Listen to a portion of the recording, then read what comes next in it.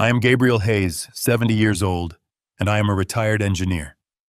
My son Matt and his wife Nicole recently found their dream home, a $600,000 mansion. Then they handed me the mortgage application with my name already on it.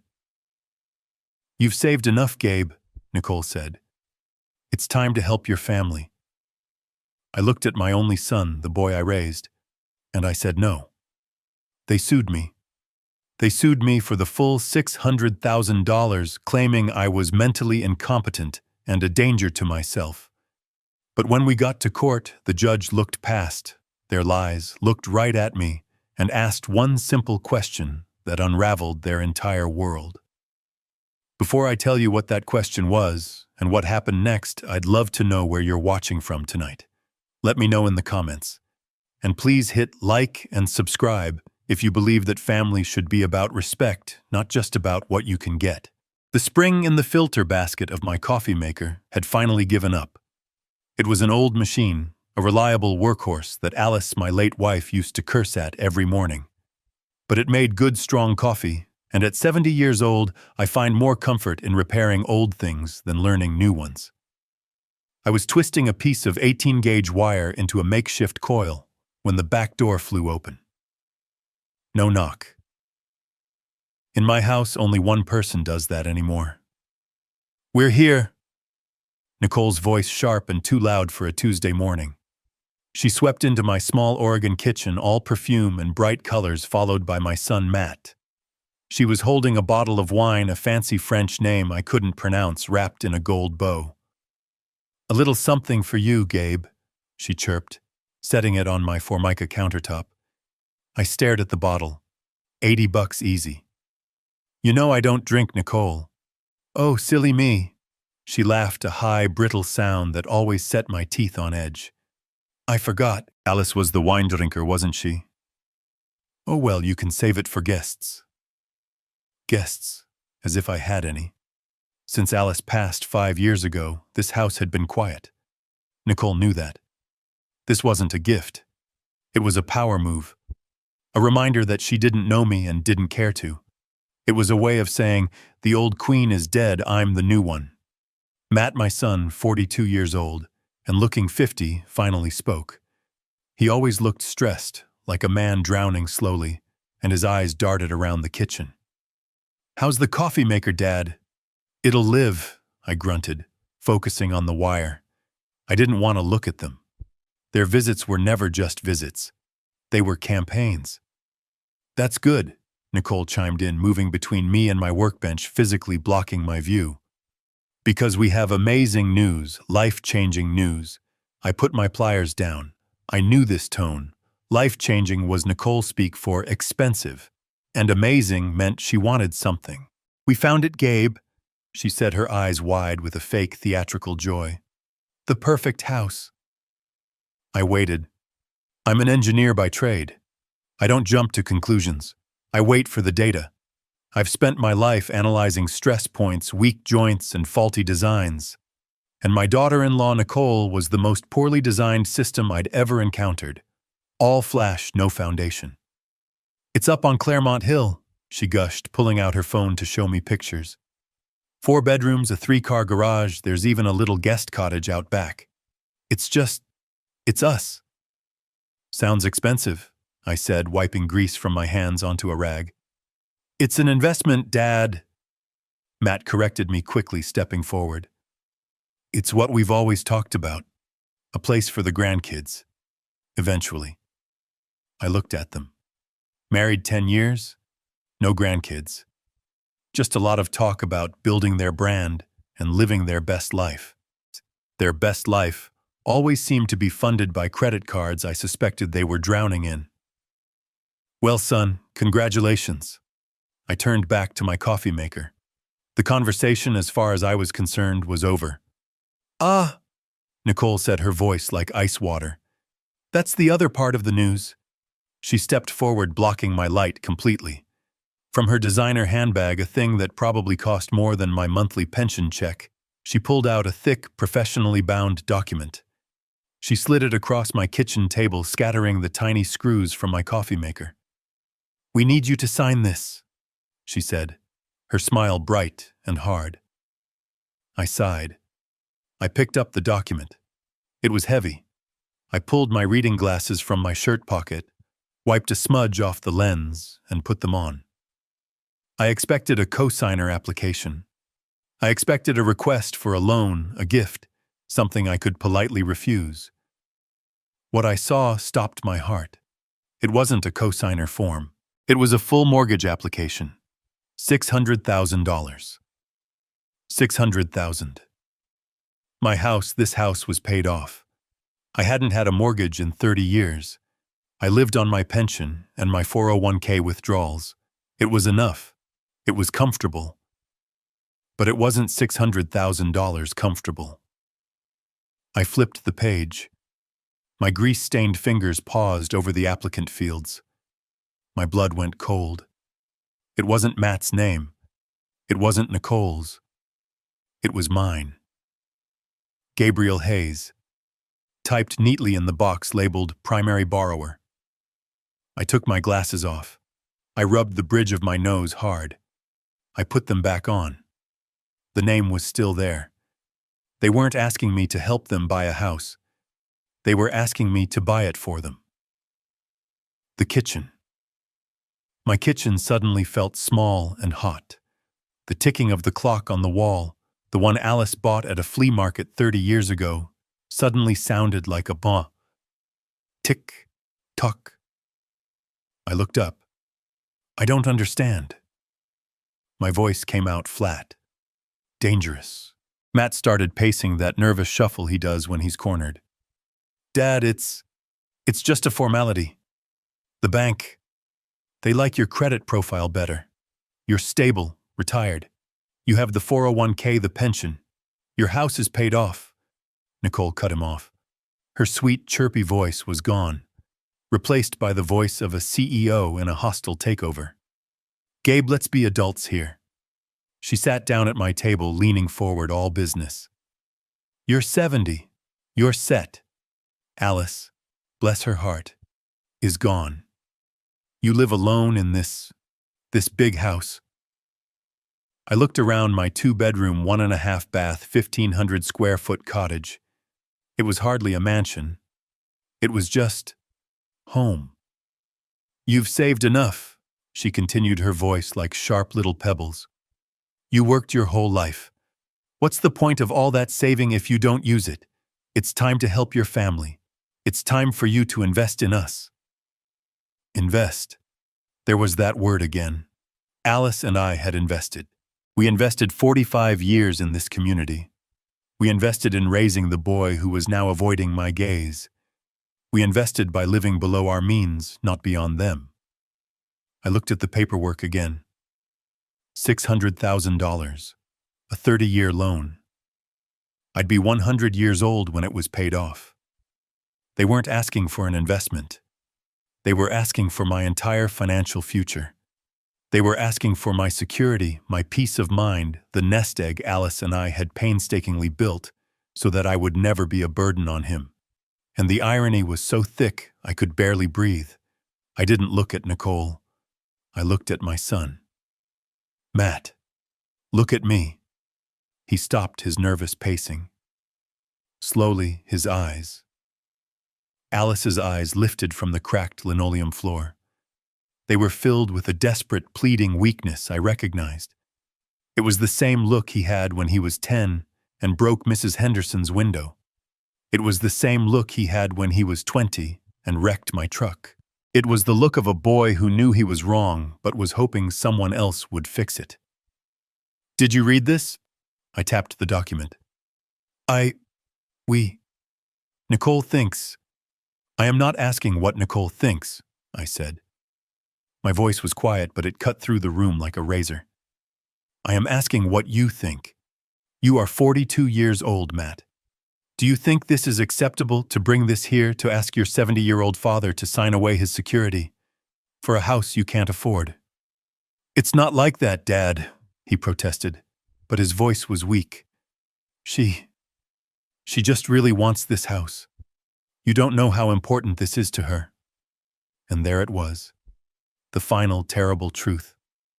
My son was gone. The boy I raised, the man I thought I knew, had been replaced by this puppet. He was prioritizing his wife's wants over his father's life. He was willing to sacrifice me, his 70-year-old father, on the altar of his wife's ambition. I folded the document neatly in half. The sound was crisp, final, like a judge's gavel. I slid it back across the table. It stopped right in front of Nicole. No. The word hung in the air. The faucet was still dripping. Drip, drip. Nicole's perfectly made-up face went through 3 distinct phases in less than 2 seconds. First, confusion, as if the word no was a foreign language she didn't understand. Second, offense, as if I had slapped her. Third, a cold, hard rage that made her eyes look like chips of ice. "What?" she whispered, her voice tight. I said. I enunciated every syllable, no. Matt looked like he was going to be sick. "Dad, please, you can't just say no. We already put down a deposit. We told the realtor you were on board." A deposit. With what money? My money, the money I suspected they'd been subtly bleeding from me for years. "Then you'd better call that realtor," I said, turning my back on them. I walked to the sink. "You'd better call him and tell him you lied. If Nicole wants that house," I said, my voice muffled by the sound of running water as I rinsed my coffee mug, "then you two can figure out how to buy it." "You selfish old man!" Nicole shrieked. The civility was gone. I turned around slowly, drying my hands. "Get out of my house." "What?" I said. "Get out." Matt, finally finding a spine, grabbed his wife's arm. "Nicole, come on. We're leaving." "No." She yanked her arm free. She pointed a finger at me, her hand shaking. "You are just sitting on all that money Alice left. You're letting it rot. We are your family." "A family doesn't ask its father to sign his financial death warrant," I said, walking toward them. Nicole snatched the mortgage papers off the table. "You will regret this, Gabe. I promise you, this isn't over." "I'm sure it's not," I said, holding the back door open for them. They stormed out. The screen door slammed shut behind them, the frame rattling in protest. I heard their car engine roar to life, tires spinning on the gravel of my driveway as they peeled out. I stood there listening until the sound faded. I went back to the counter. The $80 bottle of wine was still there. I picked it up and walked to the back porch, uncorked it, and poured every last drop onto Alice's dying rose bushes. I sat down on the old porch swing. My hands were shaking. Not from fear, from adrenaline. Nicole was right about one thing. This wasn't over. It was just the beginning. I stood on that back porch for a long time. I stood there long after their car squealed out of my driveway, leaving a black mark on the gravel and a cloud of dust in the air. I listened to the sound of their engine fading, taking the last bit of my family's peace with it. I looked at the $80 bottle of wine Nicole had left on my counter. I picked it up, walked back outside, and poured every last drop onto the patch of weeds by the porch steps. The next 2 days were quiet. Too quiet. The silence in the house was heavy, suffocating. I called Matt's phone on Wednesday afternoon. It went straight to voicemail. "Son?"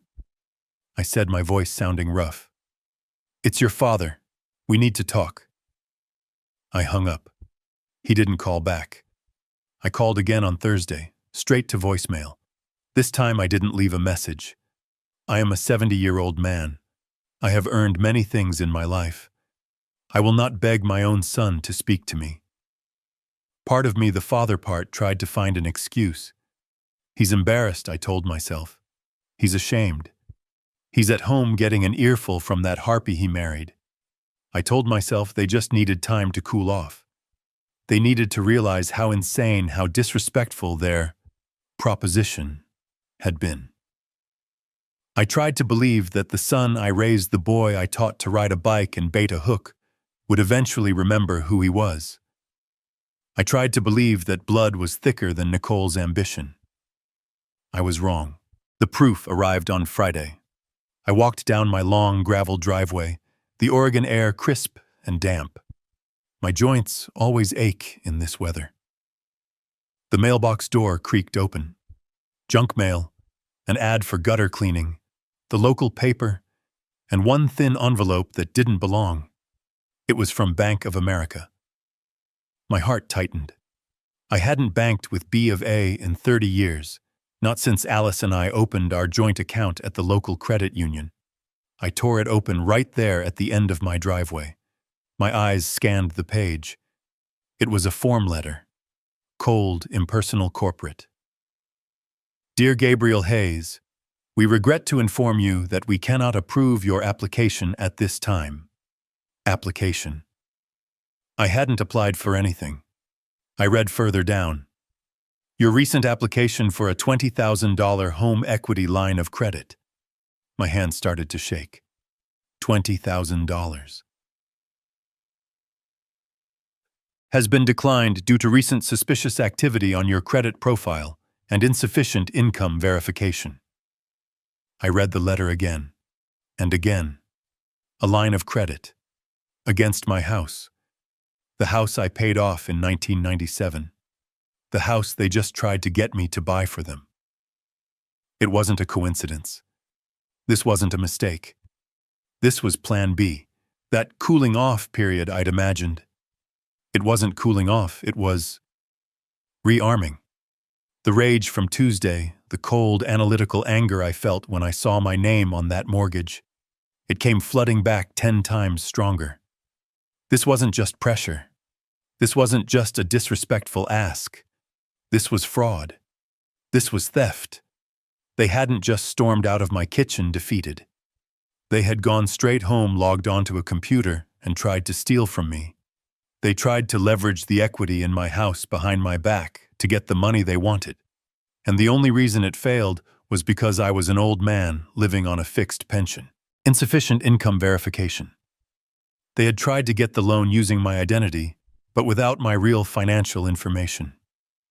I crumpled the letter in my fist. The silence of the past 3 days hadn't been shame. It had been calculation. I stood there by my mailbox, the empty road stretching out in front of me. I finally understood. I wasn't dealing with a spoiled son and his greedy wife. I was dealing with criminals, and they had already made their next move. It was time for me to make mine. I turned around, marched back up the driveway, and went straight to my phone. I wasn't calling Matt. I was calling my bank's fraud department, and I was going to find out exactly what they had done. I didn't even go back inside the house.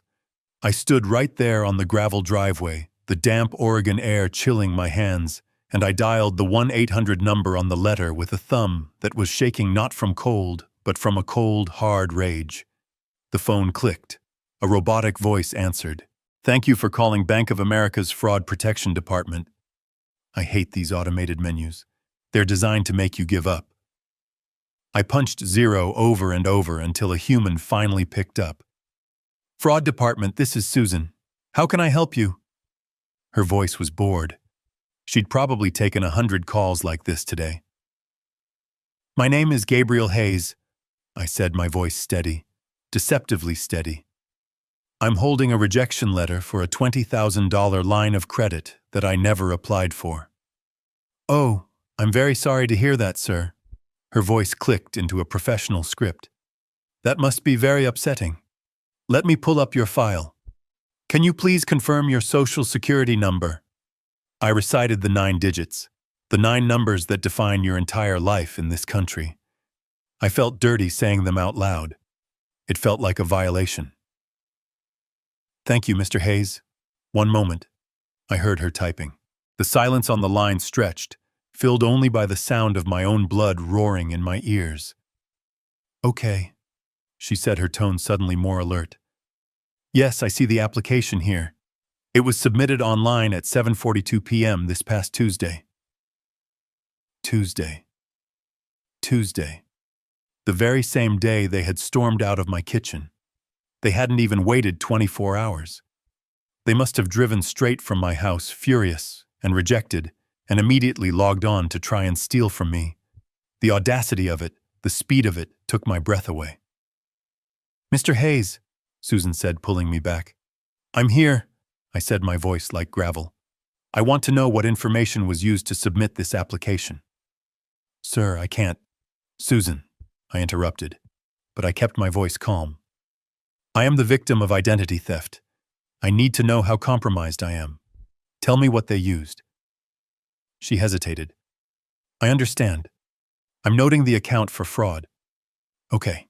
The application was submitted using your correct full name, Gabriel Elias Hayes, your correct date of birth, and the correct social security number." "Of course. But that wasn't enough.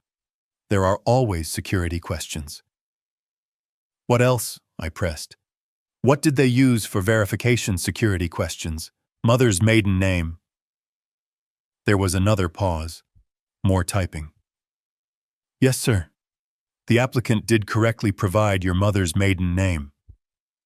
I closed my eyes. The world went silent. The wind in the pine trees. The distant hum of the highway. It all faded. Mother's maiden name. I hung up the phone. I didn't say goodbye. I didn't say thank you. I just let my arm drop to my side. I'm an engineer. I'm a man of systems of logic. I shred my bank statements. I burn my old tax returns. My 401k documents are in a fireproof safe in my closet. I am not a careless man. You don't find a man's mother's maiden name on a piece of junk mail. It's not on a utility bill. It's not something you just find while rummaging through a desk. It's something you know. And I knew with a certainty that settled in my gut, like cold lead, that only one person on this earth besides me knew that name. Matt. I remembered it. Not 3 years ago, but 5. Right after Alice died. I was a ghost. I walked through this house, but I wasn't here. The grief was a fog I couldn't see through. Matt had offered to help with the paperwork, the life insurance, the taxes. He sat right there at my kitchen table. This kitchen table. "Dad, this form, this insurance claim, it needs your mother's maiden name." I was so lost, so broken, I didn't even think. I just told him. "Kovacs, Anna Kovacs. Her family was Hungarian." He had nodded, written it down. "Got it, Dad. Don't worry. I'll handle all this." He handled it. He took that piece of my history, that piece of my trust given to him in my darkest moment, and he saved it. He saved it for 5 years. He saved it like a weapon. He held on to that key, that secret, just waiting for the day he could use it to rob me. This wasn't an impulsive act of anger on Tuesday night. This was premeditated. He had been planning this. Or at least he had been holding the tools to do it just in case. This was a different kind of evil. My son, the boy I raised, was a stranger. A cold, calculating stranger who had been waiting for his opportunity. I looked at my house, my home. Suddenly it didn't feel safe. I thought about Tuesday, Nicole's bag, Matt's nervous energy. I walked to my neighbor's house. Mrs. Henderson, Agnes. She was 80 sharp as a tack and missed nothing. I needed to know what they did here on Tuesday. I needed to know what they took. I stood on the gravel, the useless phone heavy in my hand. The letter from the bank felt like a razor blade in my pocket. Kovacs. Anna Kovacs. He had kept that name, that sacred piece of my past, like a burglar keeps a skeleton key, waiting. I looked at my small house. The white paint was peeling, the porch swing Alice loved was listing to one side. It had always been my sanctuary. Now it felt like a crime scene. If they had my mother's maiden name, what else did they have? The mortgage application. The line of credit. They needed proof of my assets. They needed my 401k statements, my pension details. My blood turned to ice. Tuesday. They weren't just here for a minute.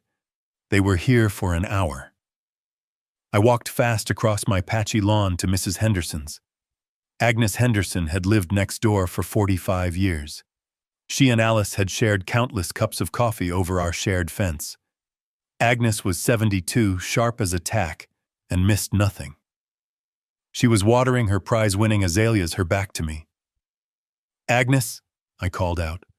My voice was rough. She turned, her face immediately creasing with concern when she saw me. "Gabe."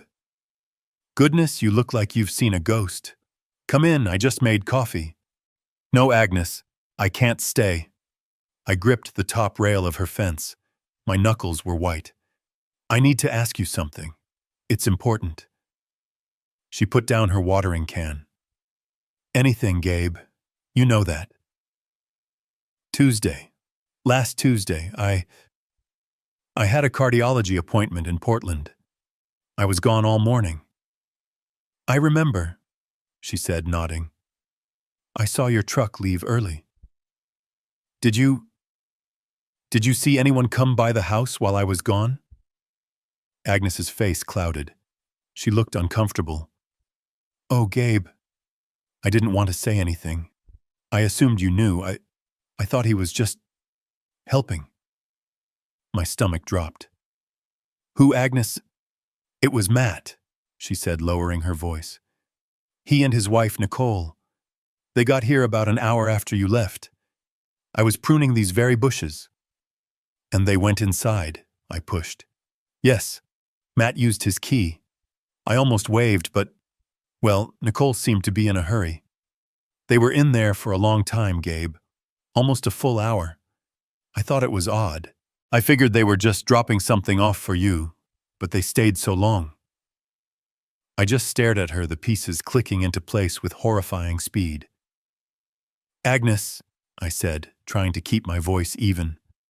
"When they left, were they carrying anything?"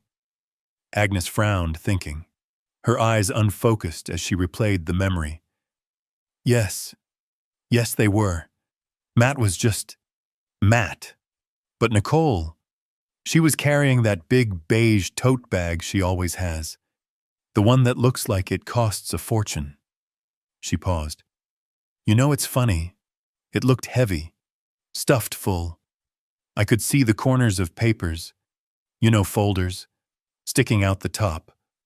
I remember thinking, that girl must be bringing work home, but I just figured they'd picked up your mail for you." Stuffed full of papers. I couldn't breathe. "Thank you, Agnes," I said, my voice barely a whisper. I turned and started walking back to my house. "Gabe." "Is everything all right?" she called after me. I didn't answer.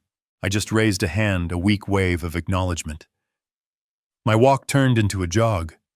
I fumbled with my keys at my own back door, the one Matt and Nicole had walked through so easily.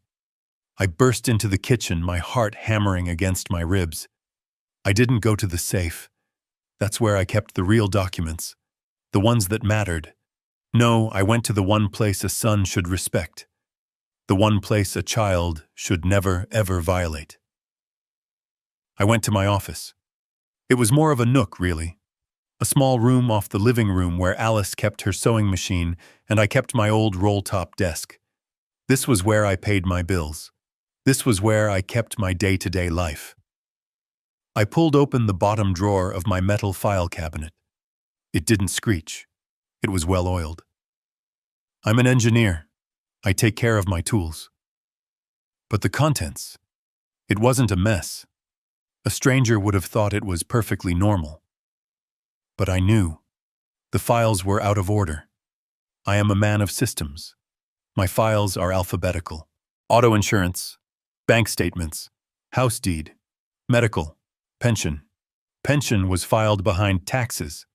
Bank statements was shoved in front of auto. They had been here. They had been in this drawer. I pulled the folders out one by one, my hands shaking so badly I dropped them on the floor. The pension folder, empty. The 401k statements folder, empty. The tax returns folder.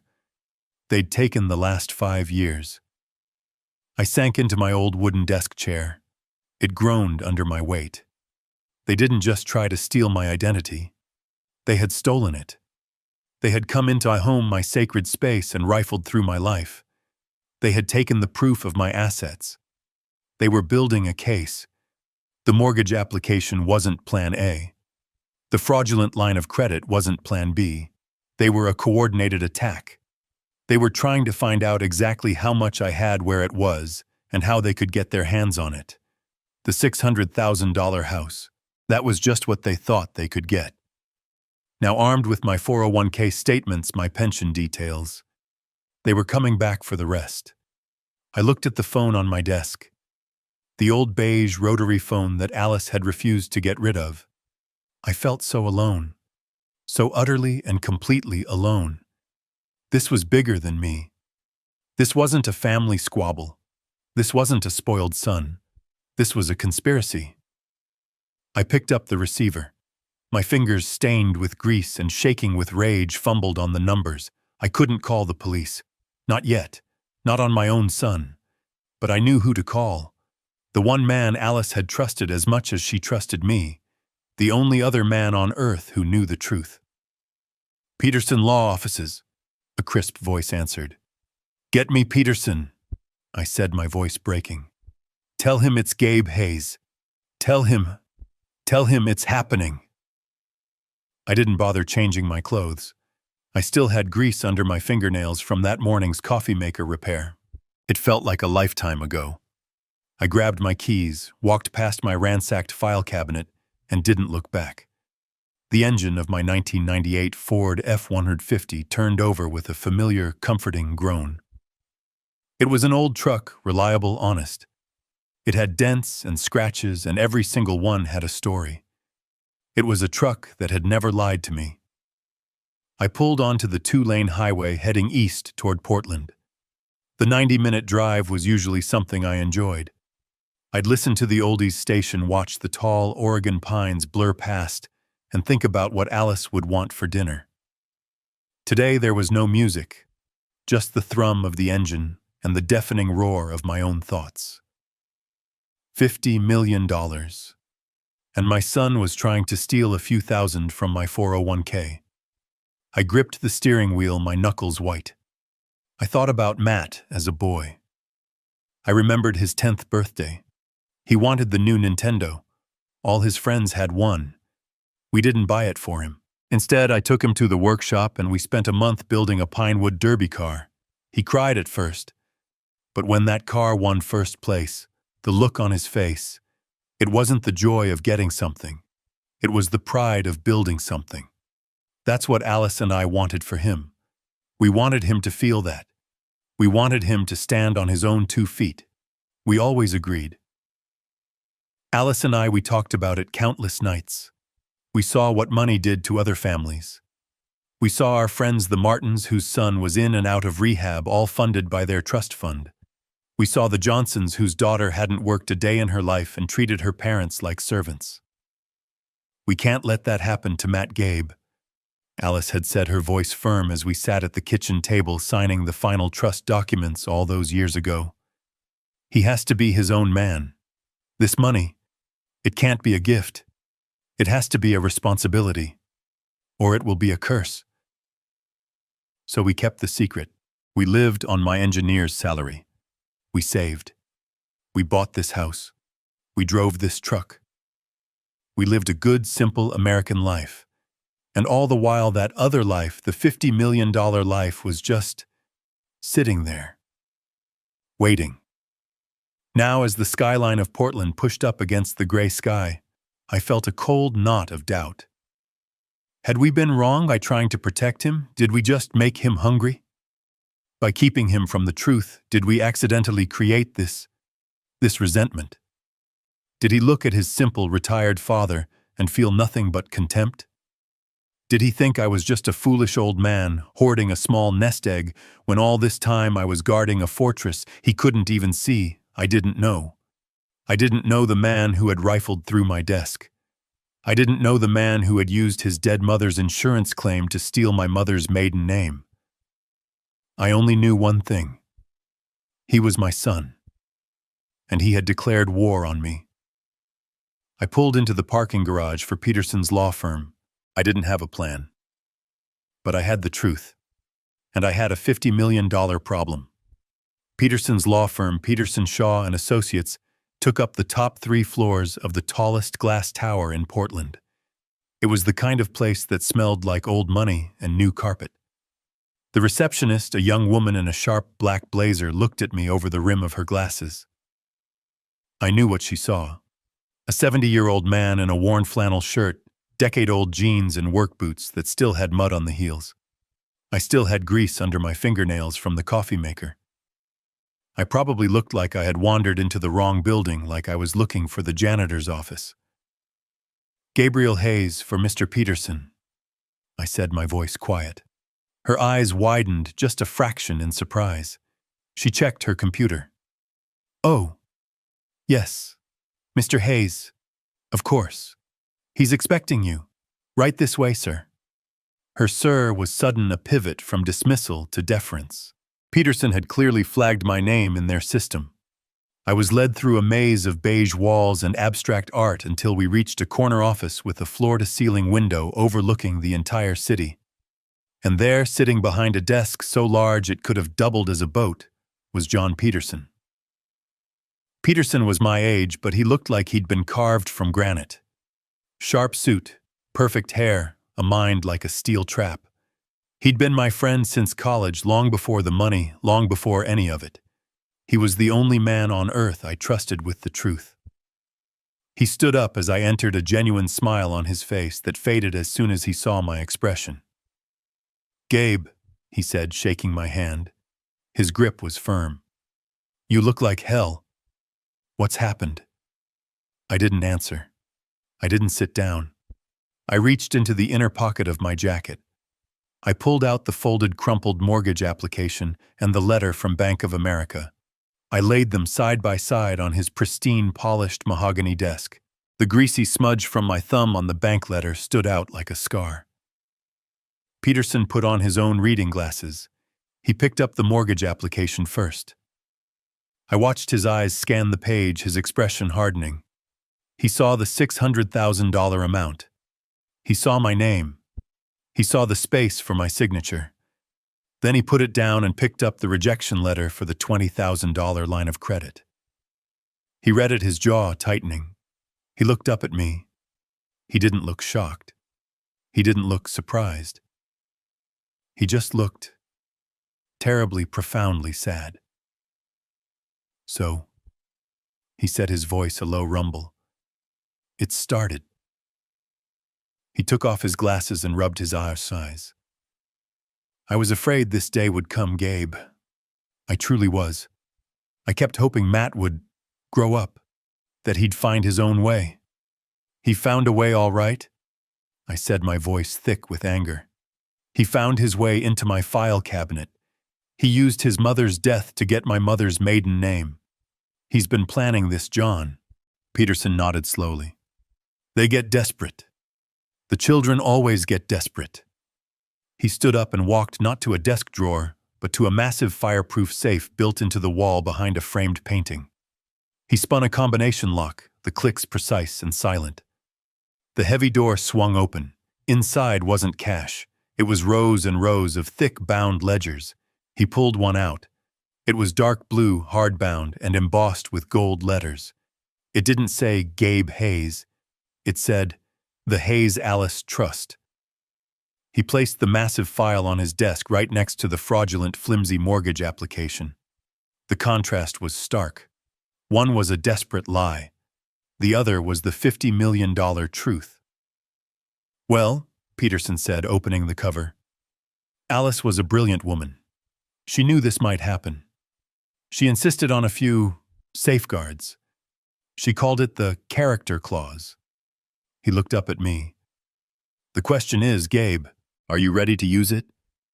Peterson ran his hand over the heavy blue ledger. It was embossed with gold letters, "The Hayes Alice Trust." "Alice was brilliant," he said, his voice a low rumble in the quiet, expensive office. She always knew, this day might come." I just nodded. My throat was too tight to speak. Alice always knew. She knew me better than I knew myself. and she knew our son. Let me explain something. Something my son Matt never knew. Something I never told anyone in our small Oregon town. To Matt, to Nicole, to my neighbors. I'm just Gabe Hayes, the retired engineer from the aerospace plant. The guy who lives on his pension and his 401k. The man who drives a 20-year-old truck and spends his mornings trying to fix a broken coffee maker. That's the lie. Or rather, it's the cover story. A cover story Alice and I agreed on 30 years ago. You see, I wasn't just an engineer. I was a very, very good one. Back in the early 80s, long before I went to work for the big plant, I was working in my own garage. I was tinkering. I was obsessed with a single problem: high-temperature friction in turbine engines, and I solved it. I developed a new metal alloy, a ceramic metallic composite that could withstand temperatures that would turn steel to soup. It was lightweight, self-lubricating, and nearly indestructible. I patented it. Hayes Alloy 7B. I thought I'd sell it for a few $1,000. Maybe buy Alice a new car. Instead, a defense contractor, one of the biggest in the world, bought the patent. They didn't just buy it. They bought my life. They bought my silence. They bought my future. They use that alloy in everything now. Jet engines, medical implants, deep-sea drilling equipment. The check they gave me. I still remember Alice and I sitting at our kitchen table, the same table Matt and Nicole just sat at. Just staring at it. It had so many zeros I thought it was a typo. $50 million. Alice and I sat at that table for 3 days. We didn't sleep. We just talked. We could have bought a mansion in Beverly Hills. We could have bought a private island. We could have become them. People like Nicole. But Alice, she was the smart one. She was the foundation. Gabe, she said, her hand covering mine. This isn't money. This is poison. It's a curse if we let it be. It will ruin Matt. It will make him weak. We can't let him know. Not until he's a man. Not until he's earned the knowledge. So we made a decision. We called Peterson. We created the Hayes-Alice Trust, an irrevocable trust. We locked it away. We put it in investments so secure, so anonymous, that it just grew, silently in the dark. And we went on living. I took the steady, respectable job at the aerospace plant. We lived on my salary. We drove Fords. We saved for Matt's college in a normal savings bond account. We lived on my pension. We lived on my 401k. We lived a good, simple American life. Matt and Nicole, they had just torn my office apart. They had stolen my pension statements. They had stolen my 401k reports. They had stolen my tax returns. They thought they had found my treasure. They were fighting over the bait. They were trying to steal the few $100,000 I kept in my decoy accounts, while the $50 million whale swam right beneath their feet. And they had no idea. Peterson turned a page in the heavy blue ledger. And here it is, he said, tapping the paper. Section 4, Article B, the Alice Hayes Character Clause. His voice was flat professional, reading the legal text that Alice had insisted on. The assets of this trust are designated primarily for the benefit of any and all grandchildren of the creators. The primary beneficiary, Matthew Hayes, he paused, may only assume a managerial role as executor of the trust upon demonstrating. Peterson stopped reading and looked up at me over the rim of his expensive glasses. Demonstrating the highest standard of financial responsibility and moral character. I just stared at him. Highest moral character. Peterson closed the massive book. The sound was a heavy final thud that echoed in the silent office. Your son Gabe, in his desperate, greedy, and frankly stupid attempt to steal what he thought was a few $100,000, has just legally proven that he is morally and financially unfit to ever touch 50 million. The irony was so bitter I could taste it, like ash in my mouth.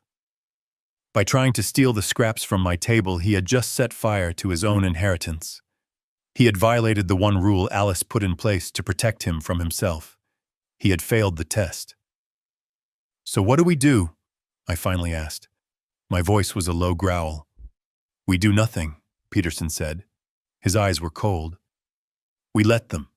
They've committed fraud. They've committed identity theft. They think they're holding all the cards. We let them play their hand. We wait for them to make their next move." I nodded. I stood up. I felt heavier, but also clearer. I drove the 90 minutes back to my house. The anger from the morning was gone. It had been replaced by something cold, something hard. I had lost my son, not to death like I lost Alice, but to this, to weakness, to greed, to whatever that woman Nicole had turned him into.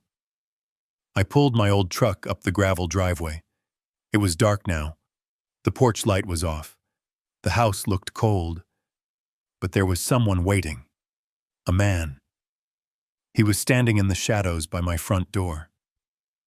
My heart jumped into my throat. Was it Matt? Had he come back? The man stepped forward into the single beam of my headlights. He wasn't Matt. He was wearing a cheap suit that didn't fit him, and he was holding a stack of papers. He looked bored. "Gabriel Hayes," he called out, his voice flat. "Yes."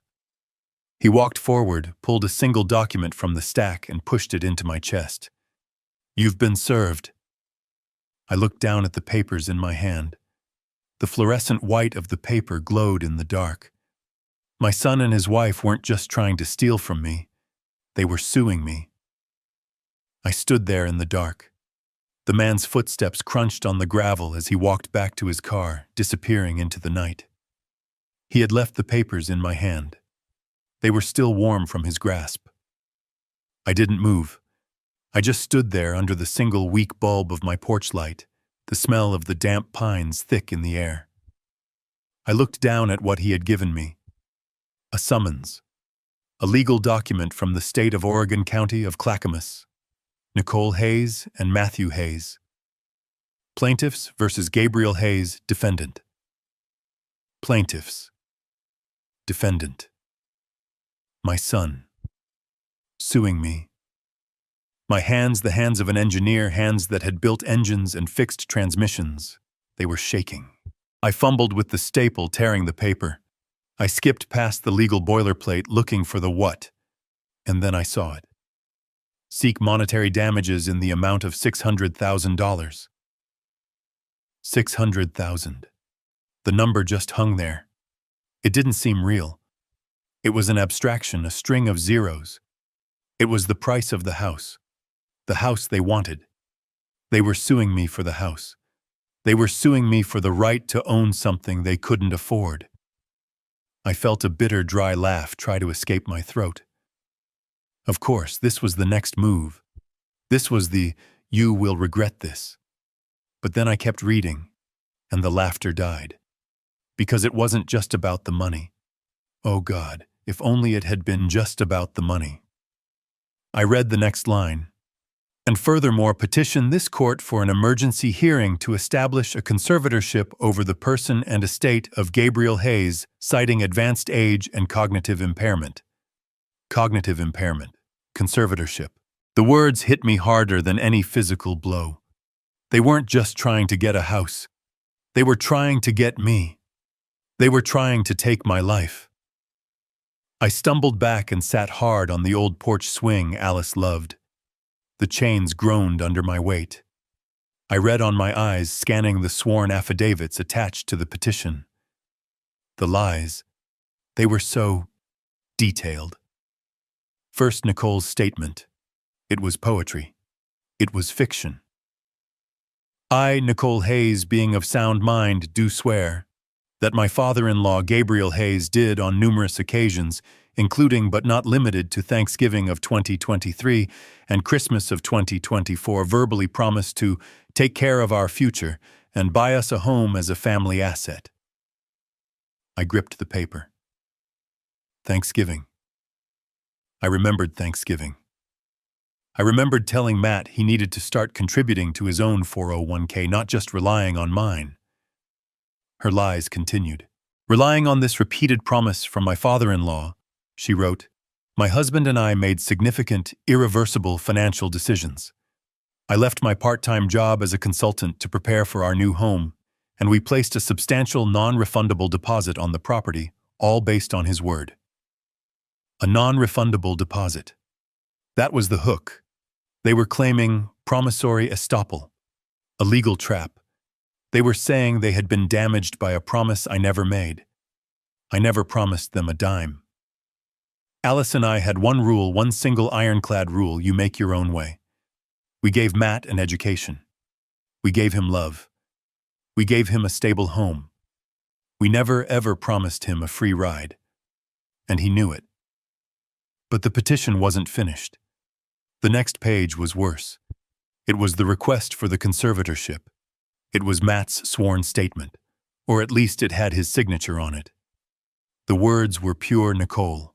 My father, Gabriel Hayes, has shown significant signs of cognitive decline over the past year. I read on my stomach churning. He has become dangerously forgetful.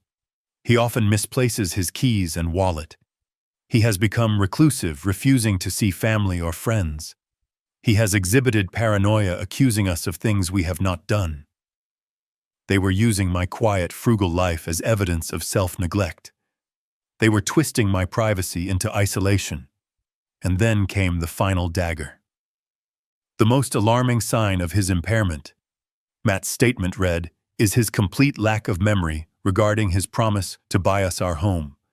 He became agitated and confused when we presented him with the paperwork, as if he had no recollection of our many conversations. We are not angry. We are terrified. We are afraid he is a danger to himself. We fear he will, in his confused state, mismanage or give away the assets he worked his whole life to build. I dropped the papers. They scattered across the old wooden planks of the porch. I finally understood. This wasn't about a house. The house was just the prize. This was about control. My refusal. My simple, firm no. They weren't seeing it as a boundary. They were twisting it. They were painting it as proof that I was insane. They were building a legal cage for me. Declare me incompetent. Seize control of my estate, the 401k, the pension, the small-town house they thought was my only asset. They would get the $600,000 and everything else. I would be a prisoner locked in a nursing home, legally dead, while they drained my life's work. And the beauty of their plan, the truly evil genius of it, was that the very act of me fighting back, of me getting angry, of me saying they were conspiring against me, would just be more proof of my paranoia. They had backed me into a corner. I sat there for a long time, the cold night air seeping into my bones. The porch swing was silent. They thought they were dealing with a forgetful, simple old man. They thought they had trapped me. They had just made the single biggest mistake of their lives. They thought I was weak.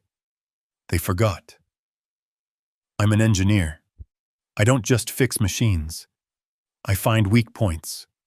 I analyze systems. And I take them apart piece by piece. This lawsuit wasn't just a threat.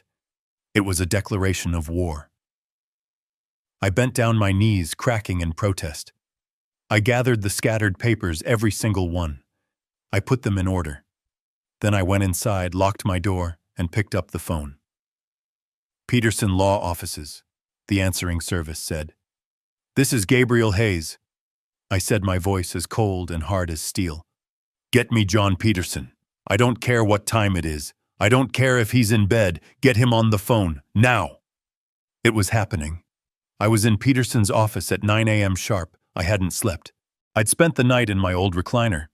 The lawsuit papers spread out on the floor under the lamplight. I just stared at them, watching the words blur. Cognitive impairment. Danger to himself. Conservatorship. The anger from the night before had cooled. It had settled into something hard, heavy, and cold inside my chest. It wasn't just anger anymore. It was procedure. I was an engineer. I had a complex problem in front of me, a system designed for maximum destruction, and I needed to figure out how to take it apart. When I walked into Peterson's office, he didn't offer me coffee. He didn't ask how I was. He was all business. His massive mahogany desk was clear except for a single slim manila folder. He looked like he'd been up all night, too. "You were right to call me Gabe," he said, his voice a low rumble. "I made some calls. I keep a private investigator on retainer for sensitive family matters. He's very fast and very thorough." Peterson opened the folder. He didn't need to build suspense. He just stated the facts. "Your son Matt and his wife Nicole," he said, "are not just greedy. They are desperate. And desperate people, Gabe. They're stupid. And they're dangerous." He slid a single sheet of paper across the desk. "This is a summary report from my investigator." He started with Nicole. Her lifestyle, the one she's so proud of. It's a house of cards. Built on debt. I picked up the paper. I'm an engineer. I'm good with numbers. But these numbers, they didn't make sense. It was a credit report summary. "That's not a typo, Gabe," Peterson said, watching my face. "You're reading it correctly. Your daughter-in-law, Nicole, is currently carrying $83,000 in outstanding high-interest credit card debt. $83,000. I thought of the $80 bottle of wine she'd brought to my house, the designer handbag, the constant casual, cruel mentions of trips I couldn't afford, restaurants I'd never heard of. "It's all here," Peterson continued, tapping the paper. "American Express, Visa, Nordstrom, Saks, Fifth Avenue, 3 different furniture store cards. She's been living like a millionaire.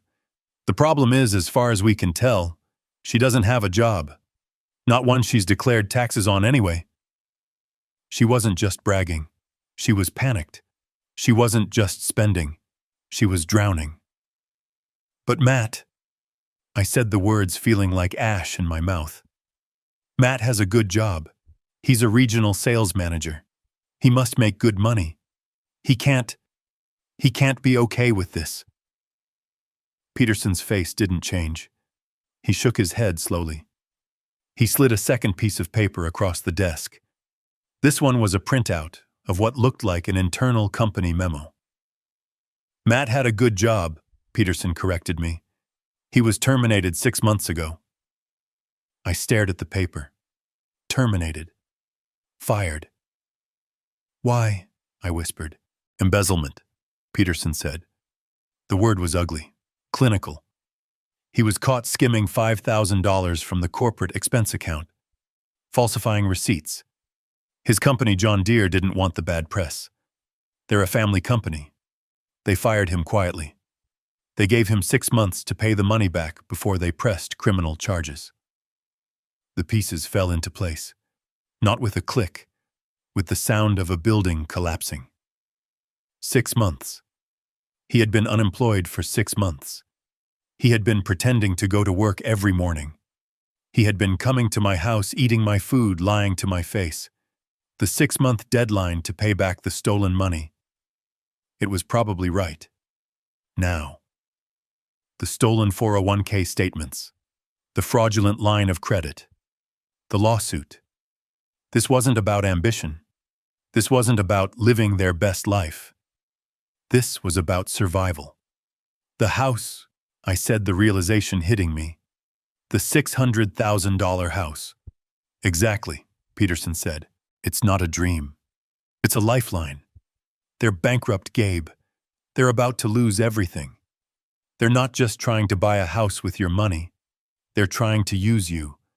My investigator believes the plan was to get a massive mortgage in your name immediately, take a cash-out equity loan against the property to pay their debts, and then most likely let the house go into foreclosure, destroying your credit, not theirs.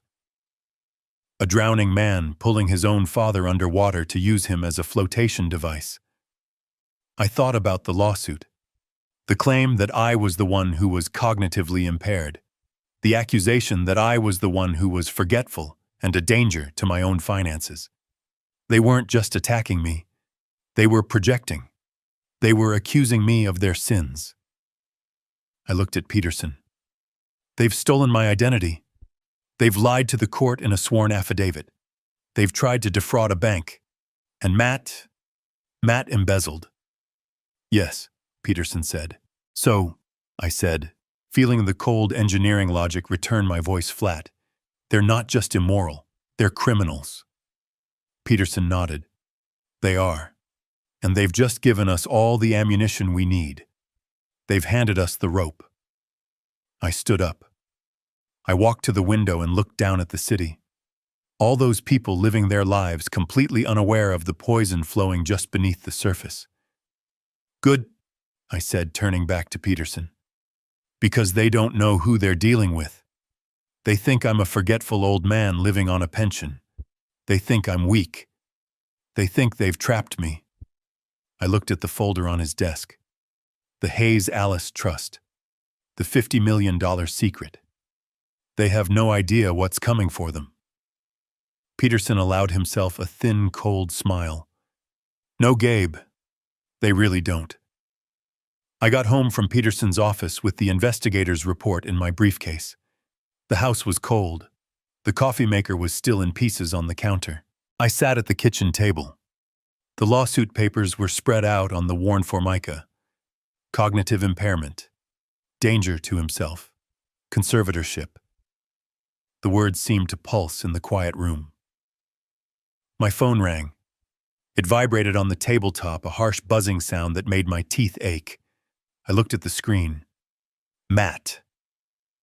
I let it ring 3 times, each buzz echoing the hollow space where my trust used to be. Then I picked up. I didn't say hello, I just waited. Dad. His voice was small, hesitant. Not the voice of a confident sales manager. Not the voice of a man suing his father. It was the voice of a child testing the waters. What is it, Matt? My voice was flat. Dad, look, Nicole and I, we've been talking. This whole thing has it's gone too far. I waited. I knew this tone. This was the prelude to a request. This lawsuit, he said, rushing his words. It's just paperwork. It's lawyers being lawyers. We don't want this. Nicole doesn't want this.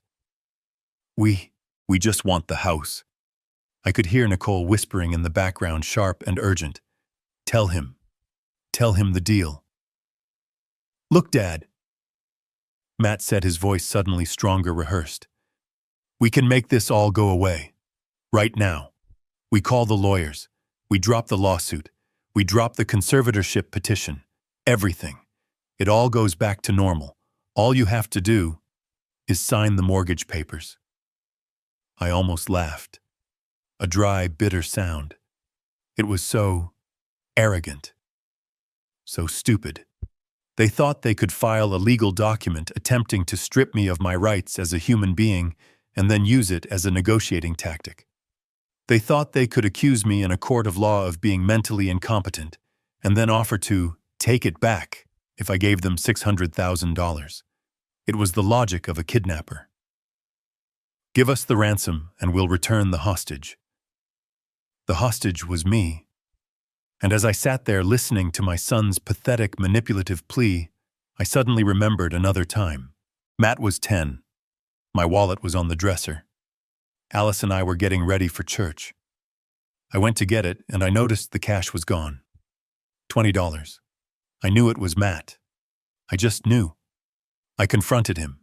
He did exactly what he was doing now. He lied. He cried. He denied it.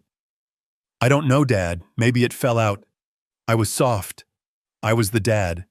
I was ready to let it go, but Alice was the foundation. She was the steel.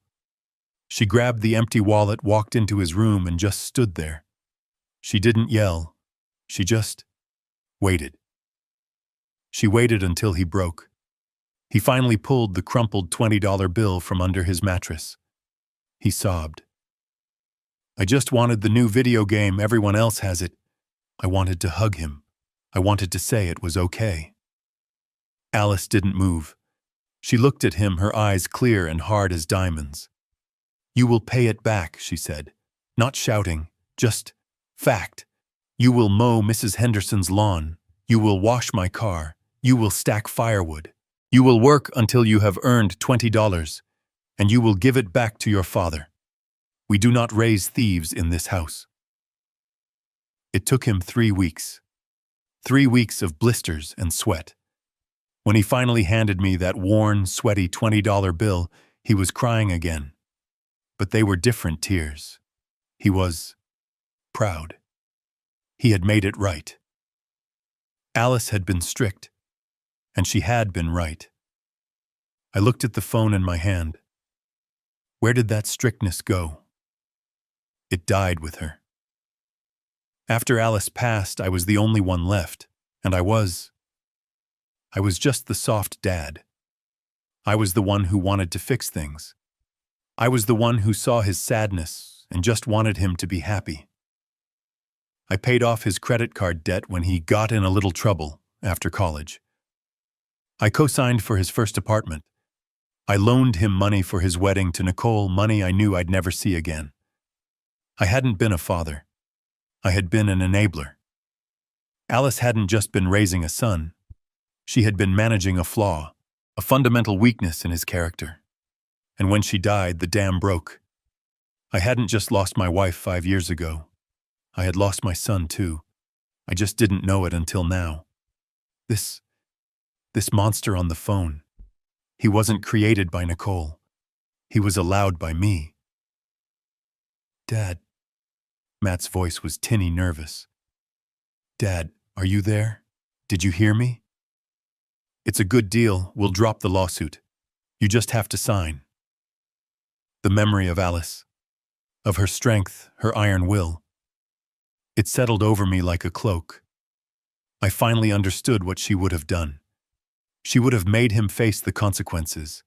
My softness was the disease. It was time for the cure. No, I said. What, Dad? It's a good deal. Everyone wins. No, I said again, and this time my voice wasn't weak. It wasn't the voice of a soft, grieving widower. It was the voice of Gabriel Hayes, the engineer, the man who built things that last. You filed a lawsuit, Matt, I said, my voice cold. You signed your name to a document that calls me insane. You accused me of being a paranoid old fool. Dad, that was just lawyer talk, he said, his voice rising in panic. It didn't mean anything. It meant everything, I said. You put this in front of a judge. You wanted the court's opinion. Now, you're going to get it. Dad, no. Wait, we can fix this. Don't do this. I'll see you in court, son. I hung up the phone. I looked at the lawsuit papers. I looked at Peterson's report. The battle was just beginning, and I was finally ready to fight. I hung up on Matt. I'll see you in court. The words tasted like acid.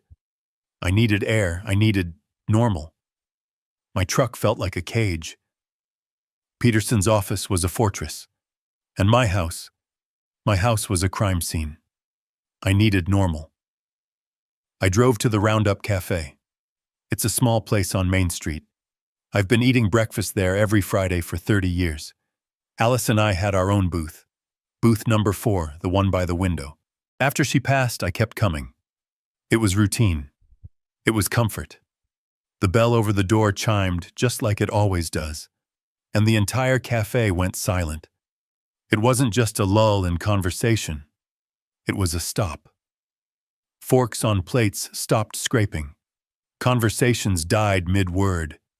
It was the kind of silence you get when a cop walks into a rough bar or when the town pariah walks into church. Brenda, the owner, was behind the counter. She's a tough woman my age who's probably poured me 1,000 cups of coffee.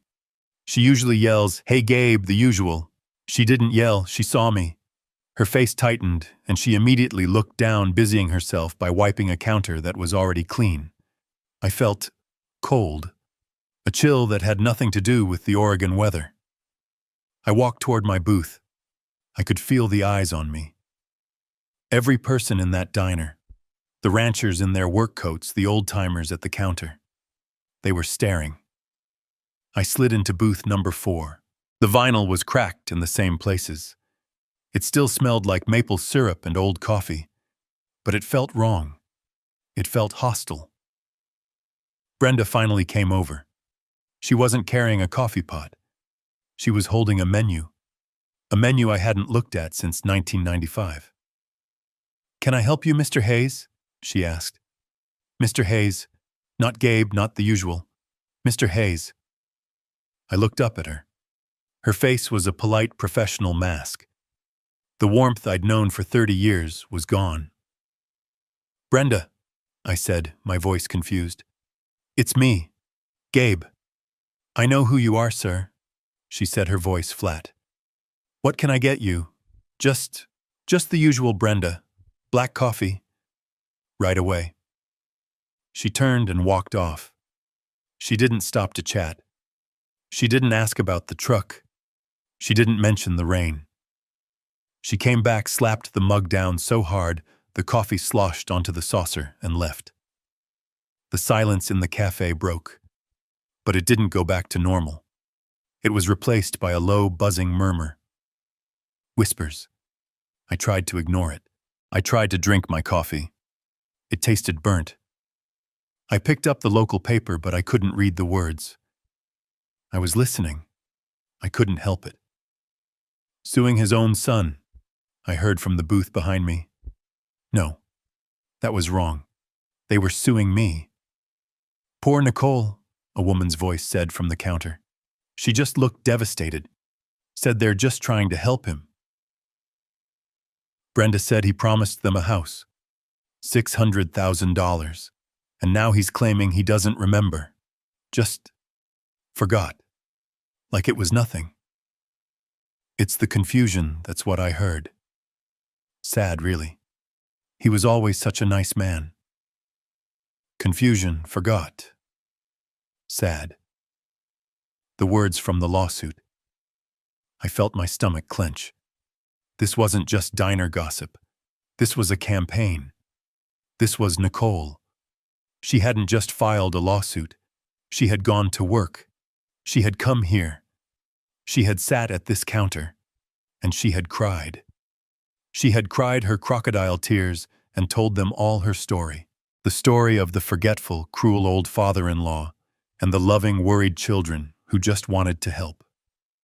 She was poisoning the well. She was turning my town, my home, against me. This wasn't just about winning in court. This was about destroying my reputation. It was about isolating me. It was about making sure that when I did fight back, everyone in town would just nod sadly and say, "See, he is paranoid. He is confused. Poor man."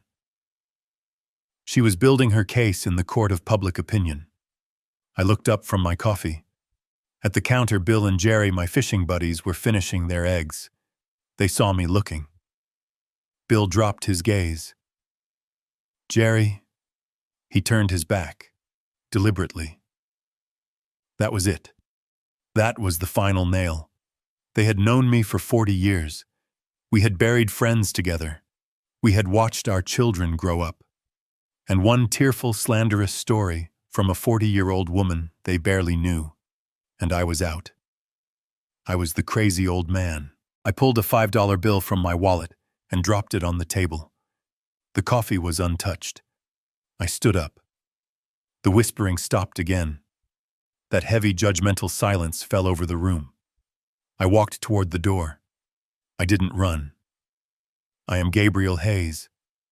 I am not a coward. I walked slowly, my head held high, feeling every single pair of eyes on my back. I pushed the door open. The bell chimed, announcing my exit. I stepped out into the cold, clean air. It felt good to breathe again. I had just lost my son. I had just lost my town. This was no longer about a house. This wasn't even about the $50 million Peterson was guarding. This was about my name. This was about my mind. And I would sooner burn my entire fortune to the ground than let them take that from me. I drove home from the Roundup Cafe. The 10-minute drive felt like an hour. My town, my friends, my home.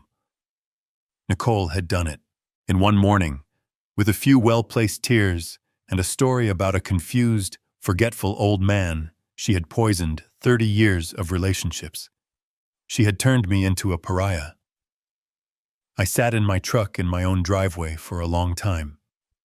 I looked at my house. It didn't feel like mine anymore. It felt like a fishbowl. I felt the eyes of my neighbors. Agnes Henderson's curtains twitched.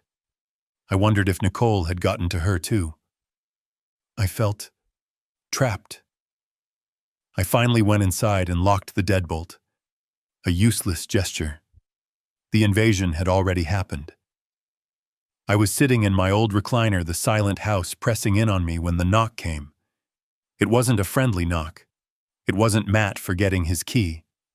It wasn't Agnes with a slice of pie. It was a sharp, official rap. The kind of knock that means you don't have a choice about answering. I opened the door. A woman was standing on my porch.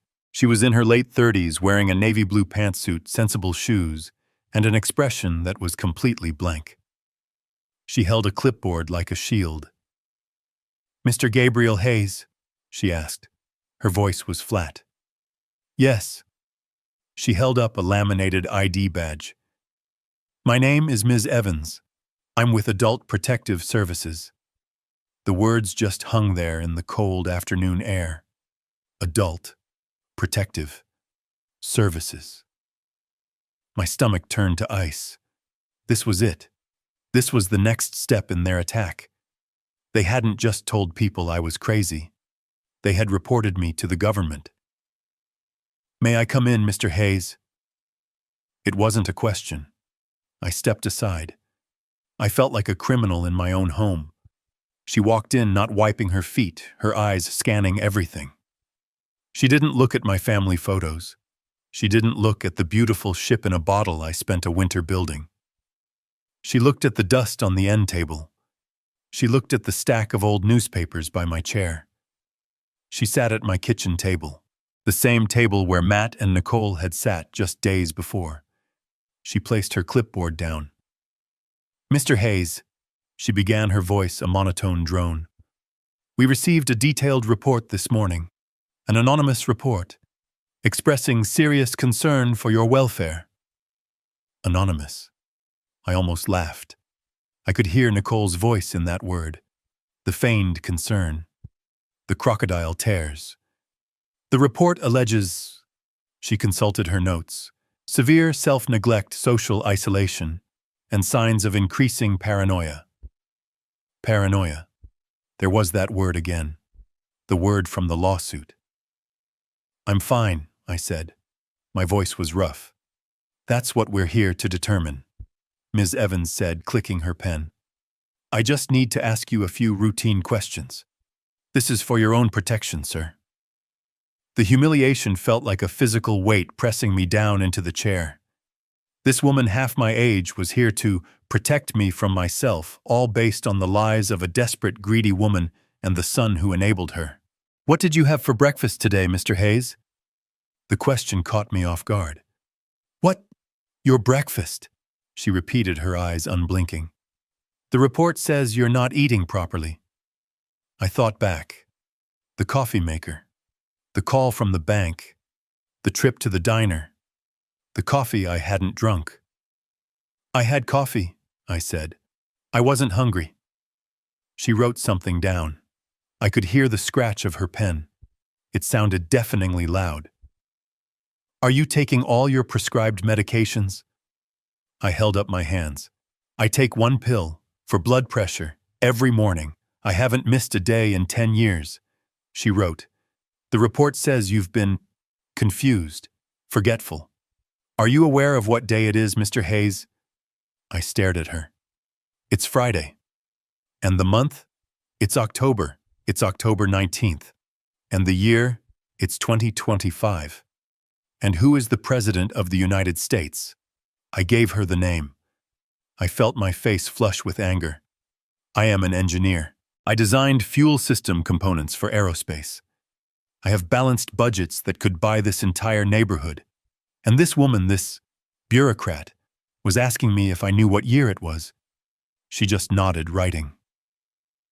Mr. Hayes, she said, her voice softening, but it was a clinical false softness. The report also mentions paranoia. It says you believe your family is conspiring against you. Do you often feel that people are watching you or plotting against you? And there it was. The trap. The perfect, elegant, inescapable trap. How do I answer that? If I say no, I'm lying. If I say yes, my son and his wife are conspiring against me, they are trying to steal my house, they did steal my identity. What does that sound like to her? It sounds like paranoia. It confirms their entire case. Every word of truth I could say would be twisted and used as a weapon against me as proof of my insanity. I looked at Mrs. Evans. She was just doing her job, a job fueled by the lies of my son. I took a slow breath. Ms. Evans, I said, my voice quiet, I believe I am a private person, and I believe my privacy is being violated. But I am not paranoid. She just wrote something down. I understand. Now, Mr. Hayes, I do need to take a quick look around your home, just to verify the living conditions. Standard procedure. She stood up. She didn't wait for permission. I had to follow her. I felt like a visitor, a suspect. I watched this stranger walk through my life, judging every corner of it. She walked into the kitchen. She opened my refrigerator. There isn't much food in here, Mr. Hayes. Her voice echoed slightly. I live alone, I said, my voice tight. I shop every 3 days. I don't like food to go bad. I bought groceries 2 days ago. There's eggs, milk, some vegetables. She didn't reply. She just closed the door.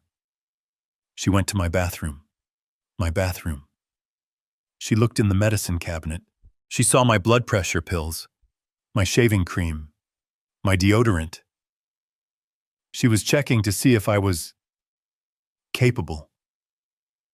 Then she went to my bedroom. My bed was unmade. I hadn't made it. I had been reeling from the lawsuit. I hadn't seen the point. She made a note. Unkempt sleeping area. And that was when something inside me finally snapped. I didn't yell. I didn't move. But the memory hit me so hard I almost staggered. This room, this exact room, this was the room where Alice spent her last 5 years. This was the room where I had set up the hospice bed. This was the room where I kept the whiteboard with her medication schedule written out every 2 hours, day and night. This was the room I kept immaculate. I learned to change IV bags. I managed her painkillers. I sat in that very chair in the corner, holding her hand for 1,825 nights. I had been a caregiver. I had kept another human being alive, comfortable and dignified through the worst battle of her life. And this woman, this stranger, sent here by the son I raised while I was caring for his mother, was standing in my bedroom marking me down as unclean because my bed wasn't made. The rage was so pure, so white-hot, I thought it would burn me from the inside out. I said nothing. Ms. Evans finally clicked her pen shut. She turned to me in the hallway. Mr. Hayes, she said back to her neutral bureaucratic tone, the report from your family is detailed, and while you present as coherent, there is a significant discrepancy between their claims and your presentation. There's a discrepancy because they are lying, I said, my voice shaking with contained fury. That's one possibility, she said, not blinking. The other possibility is that you are suffering from anosognosia, a condition where you are unaware of your own deficit. Anosognosia, a clinical-sounding word for crazy. Your family has filed a formal petition with the court for conservatorship, she said. The report I file today will be added to that case. Given the conflicting information, I am legally obligated to recommend a full, independent cognitive and psychiatric evaluation. She expected me to fight her.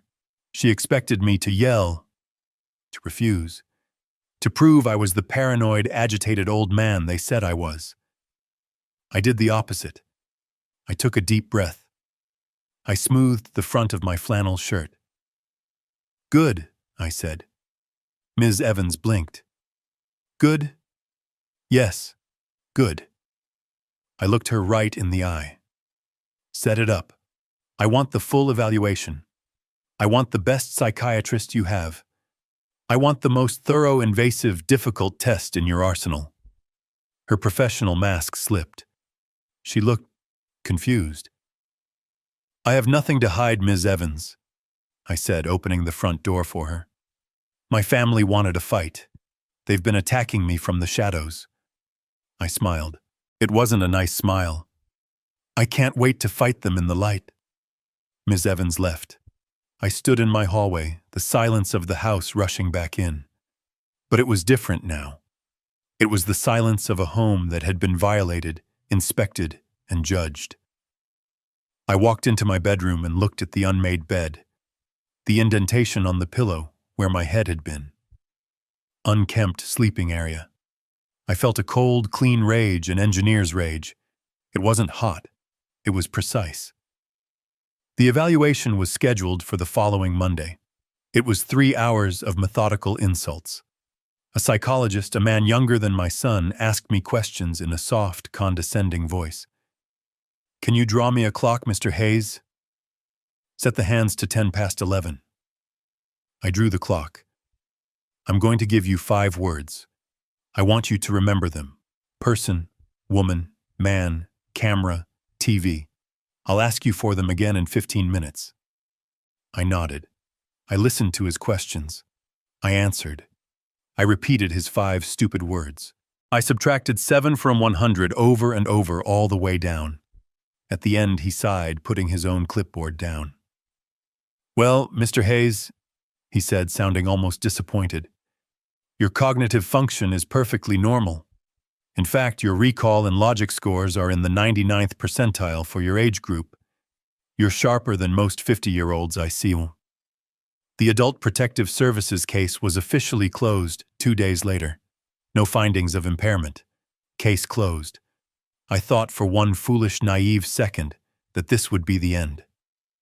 I thought Matt and Nicole, faced with an official report stating I was perfectly sane, would be ashamed. I thought they would retreat. I was wrong. They weren't ashamed. They were emboldened. The call came from Peterson a week later. Gabe, he said, and his voice was different. It wasn't sad. It was hard. They're not backing down. What are you talking about, John? I said. The APS case is closed. I passed their tests. It's over. No, it's not, Peterson said. That's the truly evil part. They filed a new motion with the court this morning, and they attached the APS report as evidence. But the report cleared me. Gabe, Peterson said, and I could hear him turn a page. They didn't attach the final report. They didn't attach the psychologist's evaluation. They attached the initial complaint. The one Ms. Evans filed. The one that alleges you are paranoid. The one that recommends an evaluation. They're presenting the accusation as if it's the finding. I sat down. My legs went weak. They are using their own slander, I whispered, as corroborating evidence for their lawsuit. It's a classic dirty move, Peterson said. They're painting a picture for the judge. Look, Your Honor, we're not the only ones worried. Even APS had to get involved. He's a ticking time bomb. He's paranoid. He's a danger to himself. They're building a cage of lies, and every time you get angry, every time you rightfully accuse them, you just give them more proof that you're unstable. I looked out my window. I saw Agnes Henderson bringing in her mail. She didn't look my way. The poison was still working. So what do we do, John? I felt tired. For the first time, I felt like a 70-year-old man. Then I heard Peterson's voice change. That cold, hard edge was back. "We're ready, Gabe," he said. "Ready for what?" "I got the last of the reports back. The ones we ran. The ones that show Matt was fired for embezzlement.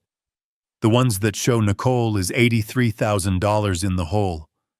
The ones that show they are both legally speaking bankrupt." I stood up. I felt the strength return to my legs. "They've made their case, Gabe," Peterson said, and I could almost hear him smile. It was not a nice smile. "They think they're putting a confused old man on trial. They think they're fighting for your 401k. He paused. "They have no idea. They're about to face a $50 million financial indictment. The Clackamas County Courthouse is not an impressive building. It's a block of beige concrete and dark glass built in the 70s that smells like stale coffee and floor wax. It's a place for speeding tickets and property disputes, not high-stakes drama." But as I walked through the metal detector, my old belt buckle beeping, it felt like the Supreme Court. Peterson was already there waiting for me. He wasn't carrying his massive blue ledger. He just had a slim, mean-looking briefcase. He nodded at me, his face like stone. "Gabe, you ready for this?" "I'm ready, John." "Good," he said, "because they're already here, and they're putting on a show." We pushed through the double wooden doors into courtroom 3B. It was exactly as I pictured. Fluorescent lights humming overhead, worn wooden benches, the state flag of Oregon hanging limply next to the judge's empty chair. And then I saw them. They were sitting at the plaintiff's table side by side, my son Matt and his wife Nicole, and they were in mourning. I stopped. I actually stopped in the aisle. Nicole was dressed head to toe in a severe, expensive-looking black suit. Not navy, not charcoal. Black. Funeral black. Her hair was pulled back in a tight, joyless bun. She had a single strand of pearls on. Alice had a strand just like that. The sight of it made my stomach clench. She wasn't looking at me. She was staring straight ahead, her expression one of profound, tragic sadness. In her hand, she held a small, white, lace-edged handkerchief. Every few seconds, she would lift it not to her eyes, but to the corners of her eyes. A delicate, practiced dab, dab, dab. There were no tears. It was just the gesture. A performance for the judge, for the court, for anyone who was watching. And Matt, my son. He was in a dark suit, too. His face was pale. He looked somber. He looked like a man burdened by a terrible, necessary responsibility. The dutiful son forced to make the hardest decision of his life. He saw me. His eyes met mine for a second. I saw no guilt. I saw no shame. I saw pity. He pitied me. He genuinely believed the lie they had constructed. He had convinced himself that he was the hero of this story, the man stepping in to save his poor, confused father from himself. The sheer, staggering arrogance of it. It almost made me smile. Their lawyer, a slick-looking man in a suit that was too shiny, leaned over and whispered something to Nicole. She nodded, her face a perfect mask of sorrow, and dabbed her eyes again. They were mourning me. They were sitting in a courtroom dressed for my funeral, trying to bury me while I was still standing right in front of them. They were acting out the final scene of their play, the tragic end of poor old Gabe. I walked past them, my work boots echoing on the linoleum floor. I sat down at the defendant's table next to Peterson. I didn't look at them again. I looked at the empty judge's bench. They had built their entire case on a lie. That I was weak. That I was confused. That I was forgetful. They had no idea that I remembered everything. The bailiff stepped forward. All rise. The performance was about to begin. Their lawyer, the one with the suit that was too shiny, stood up. The plaintiffs call Nicole Hayes to the stand. The entire courtroom watched her.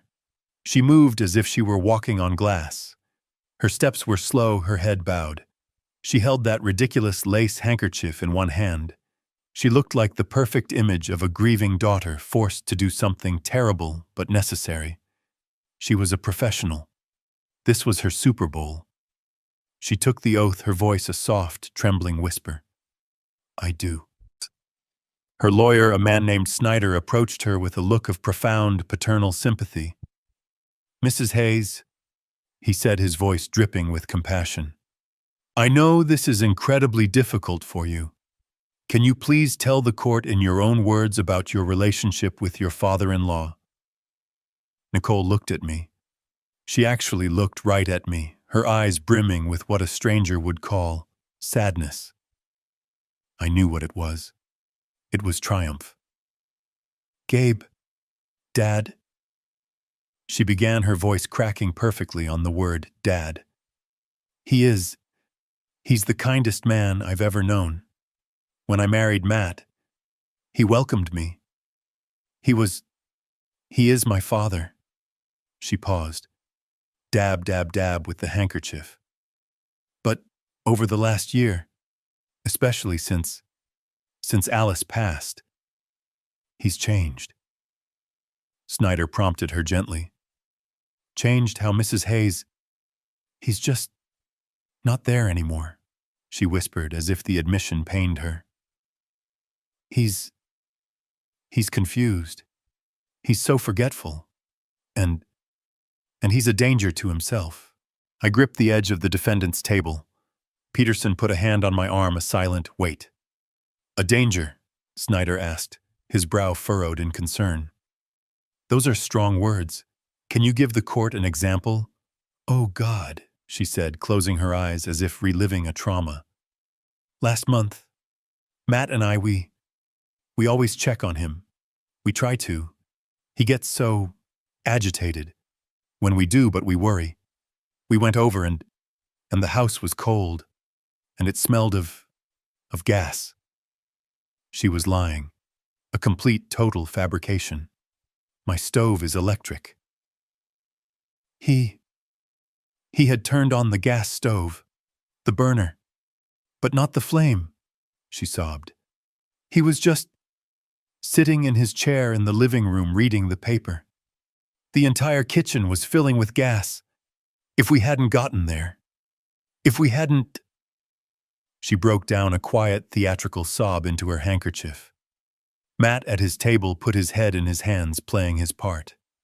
The traumatized son. That's horrifying, Snyder said, letting the image hang in the air for the jury.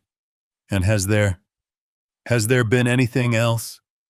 He gets lost, she said, her voice small. He's lived in this town for 45 years. But last week, he went to the Roundup Cafe, a place he's been to 1,000 times, and he called Matt. He was crying. He was disoriented. He said he didn't know where he was. He didn't know how to get home. The diner. She was twisting it. She was twisting the day they turned their backs on me into proof of my insanity. The audacity was breathtaking. So, Snyder said, pacing, he's forgetful. He's a danger to himself. Now, let's talk about this lawsuit. Your petition claims he made a financial promise to you. Can you explain that? Oh, it wasn't about a house, she said, shaking her head, as if the very idea was distasteful. It was about his words, his and Alice's. For years, they always told Matt, we're saving this for you. We're building this for you. When we're gone, the family will be taken care of. She looked at the judge, her eyes wide and sincere. Your Honor, Gabe promised us. He promised he would help us. He promised he would invest in us. We trusted that promise. It was a family promise. And what happened when you tried to act on that promise? Snyder asked. Nicole's face darkened with a new, different kind of sadness. The sadness of a victim. We We found our dream home, the home we wanted for our future children. We were so excited. We brought him the paperwork. It was just a formality. We thought he'd be happy for us. And was he? She took a sharp, shaky breath. He was a different person. His eyes, they were cold. He accused us. He accused Matt of trying to steal from him. He called me.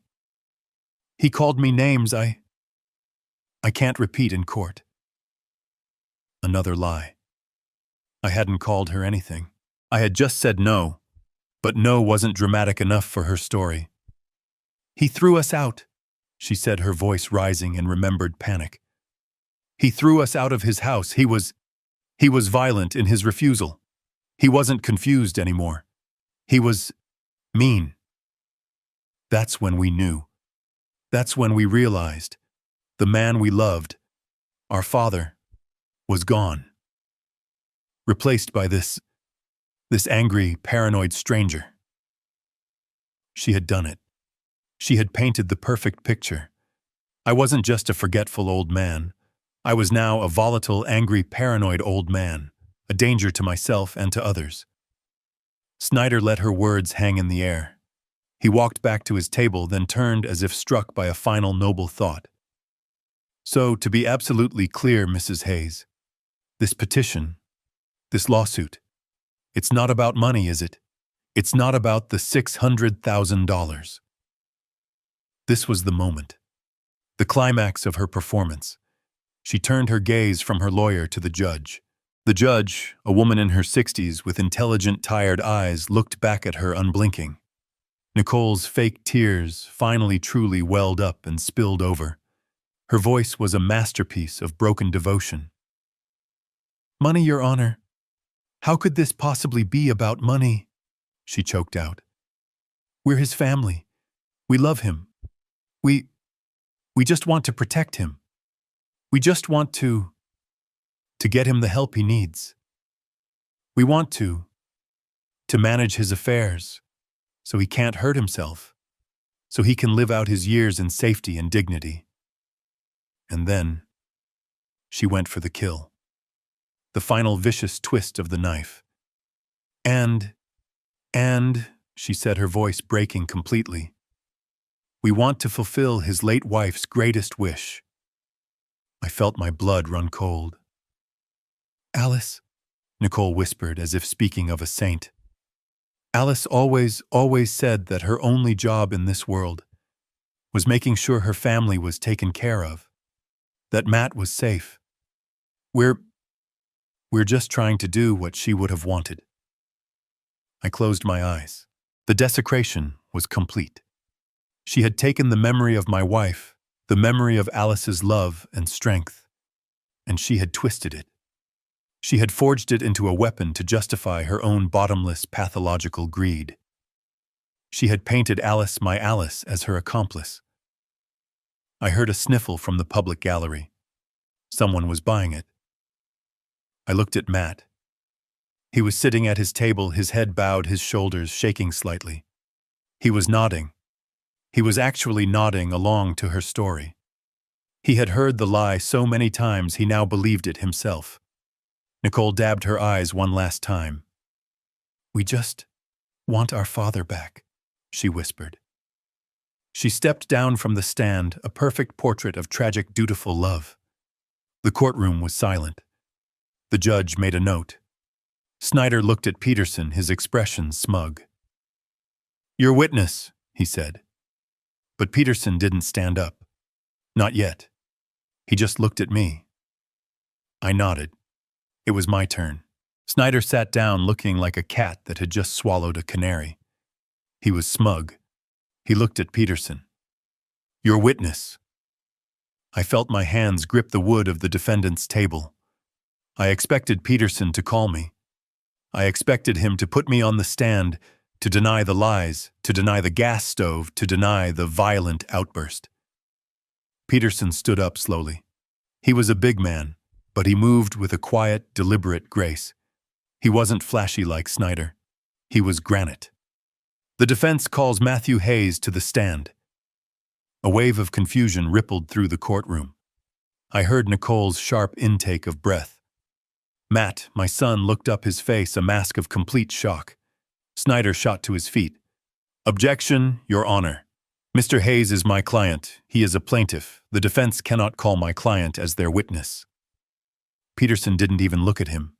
He addressed the judge, a stern-looking woman in her 60s named Judge Evans. "Your Honor," Peterson said, his voice a calm rumble. "Mr. Hayes is not just a plaintiff seeking monetary damages. He is the proposed conservator. This hearing is to determine his father's mental capacity, and if that capacity is found lacking, to determine if Mr. Hayes is a suitable person to manage his father's life and estate. His character, his motives, and his judgment are not just relevant. They are the central issue of this entire proceeding. I intend to examine those motives." Judge Evans looked at Snyder. "This is a conservatorship hearing, Mr. Snyder, not a simple civil suit. I'm allowing it. Objection overruled. Mr. Hayes, take the stand." I watched my son. I watched him walk that long, lonely path from the plaintiff's table to the witness box. He looked small in his dark, somber suit. He passed right by me. He wouldn't meet my eyes. He placed his hand on the Bible. I thought, he's about to lie on the same Bible his mother read every Sunday. He swore the oath, his voice barely a whisper. "I do." He sat down. He looked terrified. Peterson approached the box. He didn't attack. His voice was soft, almost kind. "Mr. Hayes, you've just heard your wife's testimony. It was very moving. You must be terribly worried about your father." Matt visibly relaxed. This was familiar territory. The script. "Yes, sir," he said, nodding, finding his footing. "We both are. He's just not the man he was. He's confused. He's angry. We're scared for him." "Scared for him," Peterson repeated, nodding. "And you're worried about his finances, that in his confused state, he might mismanage them." "Yes. He worked his whole life for what he has," Matt said, gaining confidence. "We just want to protect that. Protect his legacy. It's what my mother Alice would have wanted." I felt my blood turn to ice. He dared. He dared to speak her name. He dared to use her as a shield for this. I looked at Peterson. Peterson's face was stone. "So, Mr. Hayes," Peterson continued, his voice still soft, "all of your actions, this lawsuit, this petition to have your father stripped of his rights, all of this comes from a place of love, of concern."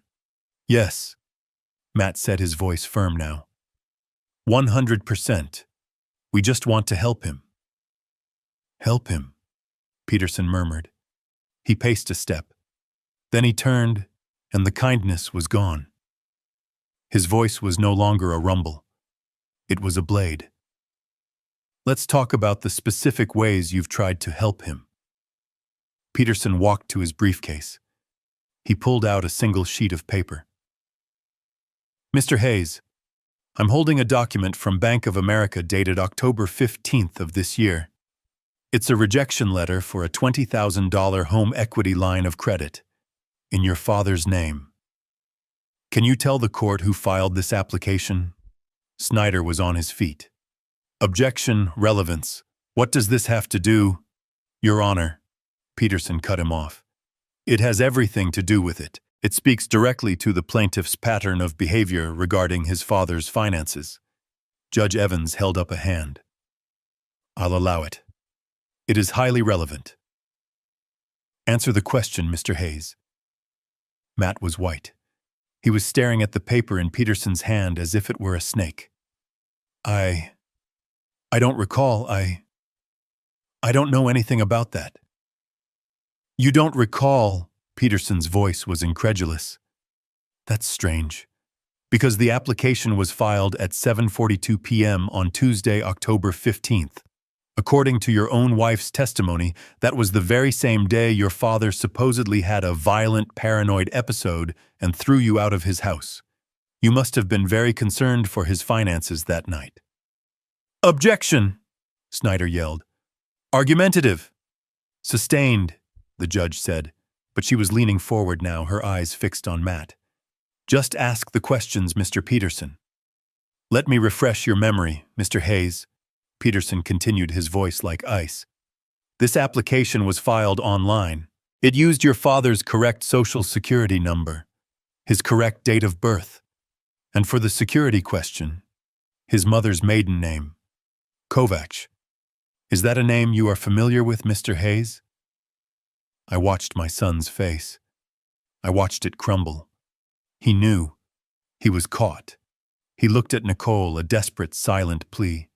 Her face was frozen, her mask of grief replaced by one of pure panic.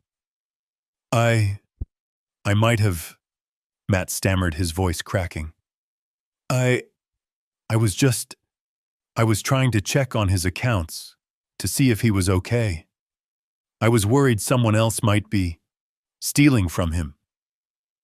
You were checking on his accounts by applying for a $20,000 loan in his name without his permission? Peterson asked, his voice booming in the small courtroom. Is that what helping looks like, Mr. Hayes? Or is that what the Oregon State Penal Code calls identity theft? Objection! Snyder screamed, his face purple. My client is not on trial for... Sustained, the judge snapped. The jury will disregard that last comment. Mr. Peterson, you are on a very thin wire. My apologies, Your Honor, Peterson said, not looking sorry at all. He put the bank letter down. Let's move on. Let's talk about other ways you've helped your father. Matt was breathing hard now, his knuckles white on the railing of the witness box. Mr. Hayes, Peterson said, let's go back 1 week further, to October 10th. Your father was at a cardiology appointment in Portland for most of the day. Is that correct? I believe so. And while he was gone, you and your wife were at his house, weren't you? Matt's eyes darted to Nicole again. We stopped by to pick up his mail. He'd been forgetting. Forgetting the mail, Peterson said, nodding. Very thoughtful. The defense submits this affidavit. He handed a paper to the bailiff, who passed it to the judge. It's a sworn statement from Mrs. Agnes Henderson, your father's next-door neighbor of 45 years. In it, she testifies that she saw you and your wife Nicole inside your father's home for, and I quote, nearly a full hour. She also testifies that when your wife left, she was carrying a beige tote bag that was, quote, stuffed so full of papers I thought the handles would break. Peterson turned back to Matt.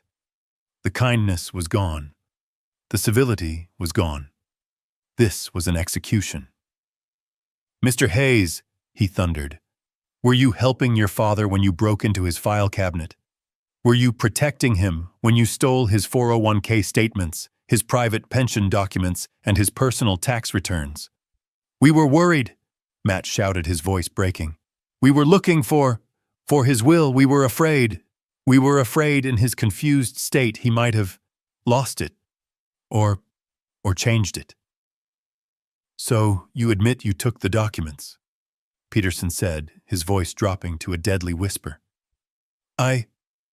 No, we were just organizing, Peterson repeated. A noble act. And this lawsuit, this petition to have him declared insane, is that also organizing? We had to... Matt pleaded, his eyes now on the judge. He's sick. He doesn't know what he's doing. We're just trying to manage his affairs. Ah, Peterson said. His affairs. Let's talk about that. Mr. Hayes, you have a good job, don't you? Regional sales manager at John Deere. Matt seemed to grab onto this like a lifeline, a topic he understood. Yes, he said, straightening up slightly. Yes, I do. You sell tractors, farm equipment, a solid, respectable job. an honest living. Yes, Matt said. Is it still correct, Mr. Hayes? Matt just stared at him. Oh. What? Peterson walked back to his briefcase. He pulled out another document. Mr. Hayes, were you not terminated, fired, from your position at John Deere 6 months ago, on May 1st, for embezzlement? The courtroom exploded. Snyder was on his feet screaming, "Objection! Objection! Relevance! Character assassination!" Objection. But it was too late. The bomb had gone off. The words were hanging in the air. Embezzlement. Peterson ignored the lawyer and threw the documents onto the clerk's desk. Your Honor, the defense submits Mr. Hayes' termination letter from John Deere and the signed restitution agreement, where he admits to falsifying expense reports and stealing $5,000 from his employer. Order! The judge yelled, banging her gavel. Order in my court! Peterson waited until the noise died down his face, a mask of cold fury. He turned to the judge. Your Honor, it is entirely relevant. The plaintiffs have built their entire case on the foundation that they are concerned for Mr. Hayes' welfare. We are here to prove with this evidence that this case has nothing to do with concern. It has nothing to do with love. It is about desperation. It is about bankruptcy. It is about debt. I looked at Matt. My son. He wasn't the dutiful son anymore. He wasn't the loving protector. He was just a thief, a common, pathetic thief. He had his head in his hands, his shoulders shaking. I looked at Nicole. Her mask was gone. She was not looking at her husband with love or sympathy. She was staring at him with a look of such pure, unadulterated hatred, a look that said, "You didn't just fail. You got caught." The judge slammed her gavel again. Order, Mr. Snyder. I am overruling your objection. This evidence speaks directly to the plaintiff's motive, and I suggest you take a long recess. She looked at Matt, then at Nicole, her eyes filled with disgust. Because right now, your case has a catastrophic credibility problem. The courtroom was chaos. Snyder was on his feet, his face a blotchy, furious red, screaming, "Objection!" Judge Evans was banging her gavel, her voice cracking as she yelled, "Order, order in my court! I will clear this room!" I looked at my son.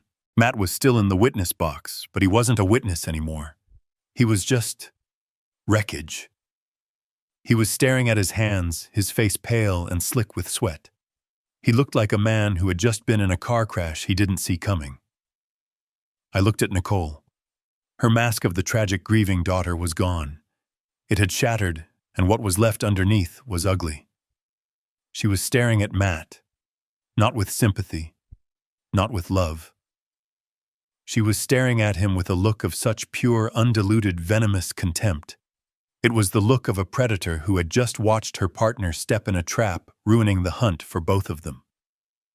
She was furious, trapped in a room with a failure, and she knew it. Judge Evans finally slammed her gavel one last time, a sharp crack that silenced the room. "Sit down, counsel," she barked at Snyder. He sank into his chair, humiliated. The judge looked at Peterson, then at the documents he had submitted. The termination letter, the restitution agreement, embezzlement. Her eyes, when they finally lifted, were cold as steel. She looked at Snyder. "Counselor," she said, her voice dangerously quiet. "Given this revelation regarding your client's fundamental credibility, do you have anything else you'd like to offer this court? Or are we done here?" I could see the panic in Snyder's eyes. His entire case, the only case he had, was that I was a paranoid, incompetent old man who needed to be protected. And Peterson had just proven in less than 5 minutes that I wasn't paranoid at all. I was being hunted. Snyder stood up. He was sweating. I could see the dark patch on the back of his shiny suit jacket. He fumbled with his papers, his hands shaking. He had one move left. It wasn't a legal move. It was a tantrum. It was a desperation play. He abandoned the incompetence argument completely. He abandoned the conservatorship. He knew that was dead. He pivoted. He turned his back on Matt, discarding his own client, and faced the judge. He tried to reclaim that compassionate fatherly tone he had used with Nicole, but his voice was trembling with rage. "Your Honor," he said, trying to sound reasonable, "what Mr. Peterson has just revealed about my client, Mr. Hayes, while unfortunate, and perhaps a sign of deep financial and emotional stress, it does not change the central moral fact of this case." I looked at Peterson. Peterson just leaned back, clasping his hands. A small, almost invisible smile touched his lips. He was letting him do it. He was handing him the rope. "And what moral fact is that, Counselor?" Judge Evans asked, her voice dripping with impatience. "The fact, Your Honor," Snyder said, and he turned his arm outstretched, pointing a finger directly at me. "The fact that Mr. Gabriel Hayes, my client's father, is a wealthy man." I stiffened. Here it was. "He is sitting on a paid-off house that we have established is worth at least $600,000. He is sitting on a massive 401k. He is sitting on a pension. He has, by his own admission, no debts. And he has refused, cruelly, to help his only child." Snyder was pacing now, finding his rhythm. He was no longer a lawyer. He was a preacher full of fire and false righteousness. "Yes, my client made a mistake," he yelled. "A terrible mistake born of desperation, a desperation that was caused by his own father. This wealthy, comfortable, retired man who refused him, who looked his only family in the eye and refused to help. He was trying to make me the villain. He was trying to say that my no was the crime that led to all the others." He slammed his hand on the plaintiff's table. Nicole, lost in her own panic, jumped. "That, Your Honor, that is the real abuse in this courtroom. That is moral cruelty. That is a father failing in his most basic fundamental duty. My clients are here on their knees begging for help. And this man has the power to fix all of it. He has the power to save his family. But he won't." He pointed at me again. The gesture was rude, invasive. "He is hoarding his wealth. He is letting it rot in a bank account, while his own son and daughter-in-law face financial ruin. He may be competent according to some test, but he is not a competent father. He is not a competent man. This isn't just about a promise. This is about decency. He has a moral obligation to his blood, and if he will not honor that obligation, then this court must compel him to—" He let the words hang in the air. Moral obligation. He was trying to shame me. He was trying to shame the judge into forcing me to give them the $600,000 as a punishment for being a bad father. I looked at Matt, my son, still sitting in the witness box. He was listening to this. He was nodding. He was actually nodding. He believed it. After everything, after being exposed as an embezzler, a liar, a thief, he still believed he was the victim. He believed he was entitled to my money. He believed I was the cruel one. The rage in my chest was so cold it burned. This was the man I had raised. This was the legacy Alice and I had built. A weak, entitled thief who felt the world owed him everything. Peterson stood up. He hadn't objected. He hadn't said a word. He had let Snyder dig his own grave shovel by shovel. "Your Honor," Peterson said, his voice calm, cutting through the heavy silence. "Mr. Snyder makes a passionate, if highly irrelevant, argument, but I thank him." Snyder looked confused. He had expected a fight. "I thank him," Peterson continued, "because he has brought us perfectly, and finally, to the central point of this case." Peterson looked at me. then at Matt, then at Nicole. Mr. Snyder is correct about one single thing. His entire case, his original case for $600,000 and his new desperate argument for moral obligation, is built on one fundamental assumption. He paused, letting the weight settle. The assumption is that my client, Gabriel Hayes, is, as Mr. Snyder so eloquently put it, a wealthy old man sitting on a pile of money. Snyder frowned. He is, we have the documents, the 401k, the pension, the house, he's hoarding it. Peterson smiled. It was the coldest, most terrifying smile I had ever seen. It was the smile of an engineer who had just checked the final calculation and knew the bridge was about to collapse exactly as he'd planned. Your Honor, Peterson said, turning to face me, I'd like to address that assumption, because there has been a significant misunderstanding of the facts. A gross miscalculation of my client's actual financial situation. Nicole, who had been staring at Matt with pure hatred, suddenly snapped her head toward Peterson. Her eyes, they lit up with a new, hungry, desperate light. More money is there. More I knew what was coming. I took a deep breath. Your Honor, Peterson said, turning to the judge, my client, Gabriel Hayes, is not in fact a wealthy man at all. Snyder scoffed. Your Honor, that's absurd. We have the documents. The 401k, the pension. The house, he's hoarding it. Peterson smiled. It was the coldest, most terrifying smile I had ever seen. It was the smile of an engineer who had just checked the final calculation and knew the bridge was about to collapse exactly as he'd planned. Your Honor, Peterson said, turning to face me, I'd like to address that assumption, because there has been a significant misunderstanding of the facts. A gross miscalculation of my client's actual financial situation. Nicole, who had been staring at Matt with pure hatred, suddenly snapped her head toward Peterson. Her eyes, they lit up with a new, hungry, desperate light. More money is there. More I knew what was coming. I took a deep breath. Your Honor, Peterson said, turning to the judge, my client, Gabriel Hayes, is not in fact a wealthy man at all. The room went completely silent. Snyder's smirk froze. Matt looked up, his face a mask of confusion. What kind of trick is this? Snyder stammered.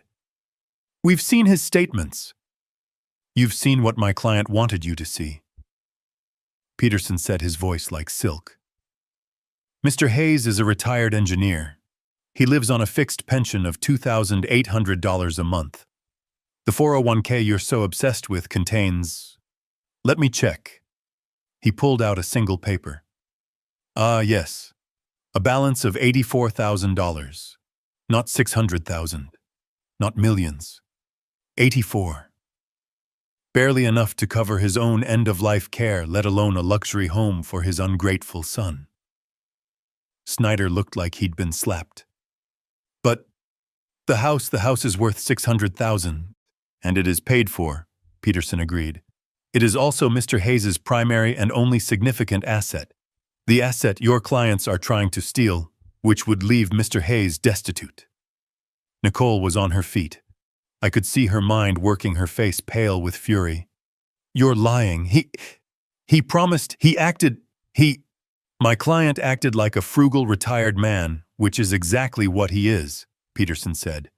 His real assets, the ones you seem to believe exist, are not his. Peterson turned, walked to his briefcase, and pulled out the massive dark blue gold-embossed ledger. He placed it on the clerk's desk with a thud that echoed in the silent courtroom. This, Your Honor, Peterson said, is the Hayes Alice Trust, an irrevocable trust established in 1995. He opened it. Mr. Hayes 30 years ago sold a patent for an aerospace alloy he invented. The proceeds of that sale, $50 million, were placed into this trust by him and his late wife, Alice. $50 million. The words just hung there. Snyder stumbled back, his mouth open. Matt, my son, just stared at the book, his eyes wide and completely blank. But Nicole, her face, it transformed. The mask of the grieving daughter, the mask of the angry plaintiff, it all melted away. What was left was something raw, something primal. It was hunger. Her eyes were fixed on that blue book. Her breathing was shallow. She was physically trembling. She wasn't seeing a legal document. She was seeing a vault. A vault she had just been told she couldn't open. 50 million, she whispered. I could see her lips form the words.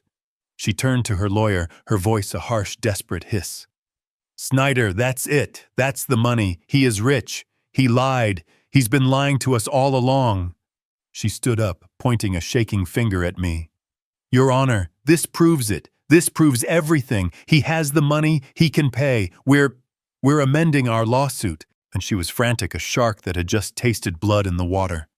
We're not just suing for the $600,000. We. She looked at Matt, grabbing his arm. Matt, tell them we're his family. That money, that trust, it's ours. It's his. He has to give it to us. She turned back to the judge, her eyes wild. We demand the $600,000 from the trust. She had done it. She had said the magic words. Peterson just stood there. He watched her. He let her scream. He let her expose the bottomless, ugly pit of her greed to the entire courtroom. He waited until she was breathing hard, her chest heaving, her eyes dark. This is a trap. Then he turned to the judge. Peterson just stood there. He let her scream. He let her demand the $50 million. He let her, in front of a judge and a full courtroom, complete her transformation from a grieving daughter-in-law into a ravenous wolf. Only when Nicole was finished breathing hard, her eyes fixed on the blue ledger like it was a piece of meat, did Peterson turn. He didn't speak to Nicole. He didn't speak to Snyder. He spoke only to the judge. Your Honor, Peterson said, his voice calm. That is precisely why Mrs. Alice Hayes, a woman of remarkable foresight, included Section 4, Article B. She anticipated this very day. Judge Evans looked down at the massive trust document Peterson had submitted.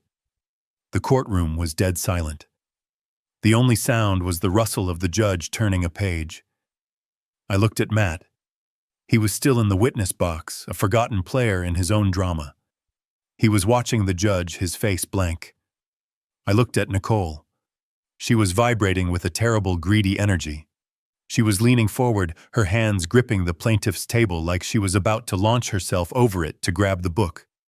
Judge Evans found the page. She put on her own reading glasses.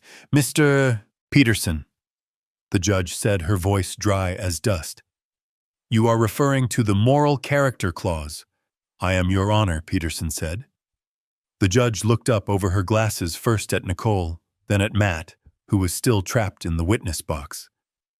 This is a legally binding, irrevocable trust, the judge stated, her voice echoing in the silence. The terms are unbreakable. She looked back down at the page. She read the words aloud, her voice clear and cutting. The assets of this trust, she read, are designated primarily for the benefit of any and all grandchildren of the creators. The primary beneficiary, Matthew Hayes. She paused, letting the names settle.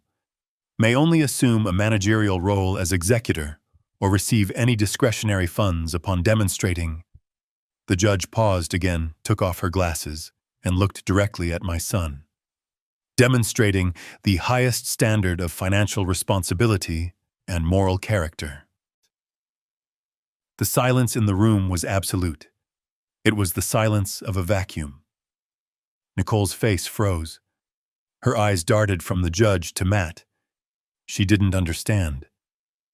What does that mean? She hissed at Snyder. Tell them he has character." Snyder was pale. He was a property lawyer. He looked like he had just been pushed into a shark tank. He knew exactly what that meant. Judge Evans ignored them. Her gaze was locked on my son. He was a fly trapped in amber. "Mr. Hayes," the judge said. Her voice was not unkind. It was something far worse. It was disappointed. "You are still under oath. You have been sitting in that chair for the last 20 minutes. You have listened to the evidence presented by the defense." She began to list the items not like a lawyer, but like a mother disappointed in a child. Evidence that you were terminated from your job for embezzlement. Evidence that you are facing bankruptcy due to profound financial irresponsibility. Evidence, and that you and your wife knowingly lied to this court in a sworn affidavit. Evidence that you attempted to defraud a bank by stealing your father's identity. Evidence that you filed a false malicious report with Adult Protective Services against the very man you are petitioning to protect. With every item, Matt seemed to shrink, sinking lower and lower into the witness chair. The judge leaned forward. The entire courtroom leaned forward with her. She looked at this broken, trembling 42-year-old man. "Mr. Hayes," she said, her voice dropping to a quiet, devastating finality. "My question for you is this." She held his gaze. "Do you believe, honestly, that the man I have just described, the man who has sat in my courtroom this morning and lied under oath, the man who attempted to steal from his own 70-year-old father, first by theft and then by trying to have him declared legally insane?" She paused. "Do you really believe that this man, that you, meet the highest standard of moral character?" The question landed. It was not a question. It was a verdict. Matt's face crumpled. It was the same look I saw when he was 10 and had to give me that $20 bill. The look of being caught, of being known, of having nowhere left to hide. He opened his mouth. A small, dry croak came out. He looked at Nicole. Her face was a mask of pure, white-hot rage. He looked at me. I just looked back. I felt nothing. Just empty. He looked at the judge. And the man I had raised, the son of Alice Hayes, broke. He put his face in his hands. And in a courtroom full of strangers, he began to sob. Ugly, heaving, pathetic sobs. The sobs of a man who had just lost everything. Not just the $600,000. He had just lost $50 million. Matt just stared. He couldn't answer the question. He sat there in the witness box, a 42-year-old man in a suit reduced to a hollow shell. The judge's words hung in the silence. "Do you really believe that you meet the highest standard of moral character?" It wasn't a question. It was a mirror. And in it, my son was finally forced to see what he had become. He opened his mouth. A dry, rasping sound came out. No words. He looked at Nicole, his wife, the woman he had started this entire war for. Her face was white. Her eyes were wide, not with fear for him, but with fear for herself. She wasn't looking at her husband with sympathy. She was staring at a losing investment. She was staring at the failure who had just cost her $50 million. And Matt, he saw it. He saw the contempt in her eyes. The mask was gone. The love and devotion had evaporated. All that was left was the raw, ugly greed and the rage that he had been caught. He turned back to the judge. His face crumpled. It wasn't the clean, noble crying of his wife's performance. It was ugly. He collapsed in on himself, his shoulders heaving. He put his face in his hands, and the sound that tore out of him was the sound of a man who had just lost everything. A pathetic, gasping, choking sob that echoed in the dead-silent courtroom. He wasn't crying for me. He wasn't crying because he was an embezzler. He wasn't crying because he had lied or stolen or tried to destroy his own father. He was crying because he had lost. He was crying because he had been caught. Snyder, the slick lawyer, just sat down. He dropped his pen. He didn't object. What was there to object to? The truth, Judge Evans watched the performance for a long, cold moment. She let him sob. She let the entire courtroom watch him disintegrate. Then she banged her gavel. The sound was like a gunshot. "Crack! Order!" she said, her voice cutting through his cries. "The witness will compose himself." Matt tried. He fumbled for a tissue. He couldn't stop shaking. The judge didn't wait. She looked down at the pile of documents. Peterson's evidence, the termination letter, the affidavit from Agnes Henderson, the fraudulent bank application, the official court-ordered cognitive evaluation that declared me perfectly sane, and the blue ledger, the Hayes Alice Trust. "This court has heard enough," she announced. Her voice left no room for argument. "This hearing is twofold. First, the civil suit filed by the plaintiffs Matthew and Nicole Hayes for $600,000. She looked at Snyder. "Counselor, your entire case was built on a foundation of promissory estoppel and your client's emotional distress. Given that your client's own actions, namely embezzlement and fraud, are the actual cause of his distress, and that your other client, Mrs. Hayes, was found to be lying on the stand about the gas leak, this court finds the claim to be not only baseless, but frivolous, malicious, and an act of profound bad faith." She took a breath. "The civil suit for $600,000 is hereby dismissed, with prejudice, which means you can never file it again." Nicole let out a small, strangled gasp. "Second," the judge continued, her voice growing colder, "we have the petition for conservatorship, the petition to have Mr. Gabriel Hayes declared mentally incompetent." She looked at me. For the first time, her expression softened for just a fraction of a second. Then she looked back at Matt. "This court finds that the defendant, Mr. Gabriel Hayes, is not only perfectly competent, in fact, according to Dr. Miller's report, he is in the 99th percentile for cognitive function, but he has also demonstrated a level of restraint and dignity that this court finds admirable." She then turned her gaze on Matt and Nicole. "The plaintiffs, however, have demonstrated a profound, disturbing, and frankly predatory lack of moral character. The petition for conservatorship is denied effective immediately." Snyder was already stuffing papers into his briefcase. He was done, but the judge wasn't. "And finally," she said, "we have the matter of the Hayes Alice Trust." Nicole, who had been frozen, suddenly looked up. There was a flicker of insane, desperate hope in her eyes.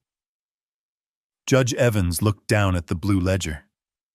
"Mr. Peterson," she said, "the moral character clause. It is ironclad.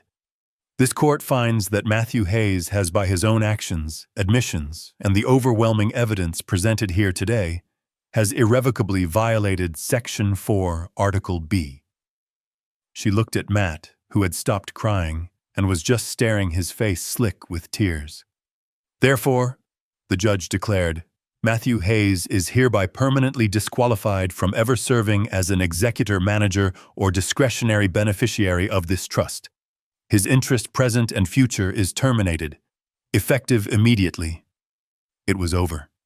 A sound tore out of Nicole's throat. It was not a cry. It was a shriek, a raw animal sound of pure, thwarted rage. "No, no, you can't. It's not fair. It's his. He's the son. You can't just take it from him. He's family." Peterson sat down. I stood up. I stood up slowly. My old knees cracked. I looked at Judge Evans. "Your Honor, may I address the plaintiffs?" The judge looked at me. She nodded. "Briefly, Mr. Hayes." I turned. I didn't look at Matt. I looked at her. You keep using that word, I said, my voice quiet, but it carried in the dead silence of the room. Family. You talk about what you're owed, what you deserve. I finally turned my eyes to the witness box, to my son. He never asked, I said, my voice rough. He never once came to me as a son. He didn't come to me and say, Dad, I'm in trouble. I failed. I lost my job. I'm drowning. Please help me. I took a step closer. He came to me as a thief. He came into my house, the house his mother loved, and he rifled through my life. He stole my papers. He tried to steal my identity. He stole what he thought was all I had. He chose fraud instead of family. He was willing to tell a court of law that his own father was insane. He was willing to have me locked away. He was willing to make me homeless, just to get his hands on a few $1,000s from my 401k. I looked back at Nicole. Her face was a mask of disbelief. You're wrong, Nicole, I said. My $50 million was never the secret. I was never hiding money from you. I was trying to protect my son from himself. I was trying to give him a chance to be the man his mother Alice raised him to be. A man of character. I pointed at Matt, still weeping in the witness box. My money wasn't the secret, I said, my voice breaking with a cold, terrible clarity. His character's the secret. And now we all see it. I sat down. The silence was absolute. Judge Evans put her glasses back on. She looked at the plaintiff's table. This hearing is concluded, she said. She stood up. And furthermore, based on the testimony and evidence of embezzlement, perjury under oath, conspiracy to commit fraud, identity theft, and the filing of a false malicious report to Adult Protective Services, this court is referring this entire matter to the District Attorney's Office for a full criminal investigation. Crack. The gavel fell. It was done. I watched a bailiff walk over to Matt. He was no longer a witness. He was a defendant. Nicole was frozen, her mouth open, the shriek stillborn on her lips. She had lost. She had lost the house. She had lost the $50 million. She had lost everything. Peterson put his hand on my back. It's over, Gabe. I nodded. I stood up. I didn't look at them again. I didn't look at my son. I didn't look at the ruin I had built and the ruin he had become. I just walked out of the courtroom. I pushed open the heavy wooden doors and walked out into the bright, cold, ordinary sunlight. I sold the house in Oregon. I sold the old truck. I let the lawyers and the trust handle the rest. I used my pension, the money I had earned, the decoy money, and I bought a small 2-bedroom condo in San Diego. The place Alice and I always said we'd retire to but never did. The $50 million trust. It's still there. Peterson manages it. It goes to engineering scholarships now. It goes to the university where I developed the alloy. It builds things. It doesn't destroy them. Matt and Nicole, they're facing multiple felony charges. They declared bankruptcy. The last I heard, Nicole left him. She finally realized you can't get blood from a stone. I sit on my new balcony now. I can smell the salt from the ocean. I'm drinking coffee from a brand new machine. It works perfectly every time. I lost my son. But I kept my word to Alice. I protected our legacy, and I am finally at peace. Matt couldn't speak. He just broke. The man I had raised, the son of Alice Hayes, just sat there in the witness box, his face a grotesque mask of tears and sweat. He was a hollowed-out building, the foundation rotted, finally collapsing in on itself. He opened his mouth, but only a dry, rasping sound came out. He couldn't answer the question. He couldn't defend the indefensible. He looked at Nicole. Her face was no longer angry. It was white. Sheet white. A mask of pure, unadulterated terror. She finally understood. She had overplayed her hand. She had flown too close to the sun, and the reality of her failure was melting her wings. He looked at me. I just looked back. I felt nothing. Just a vast, cold emptiness. He turned back to the judge, and he did the only thing he could. He put his face in his hands, and he sobbed. Not the performance sobs of his wife. These were the ugly, choking, gut-wrenching sobs of a man who had just lost everything. Not just the $600,000. He had just lost $50 million. Snyder, the slick lawyer, just sat down. He dropped his pen.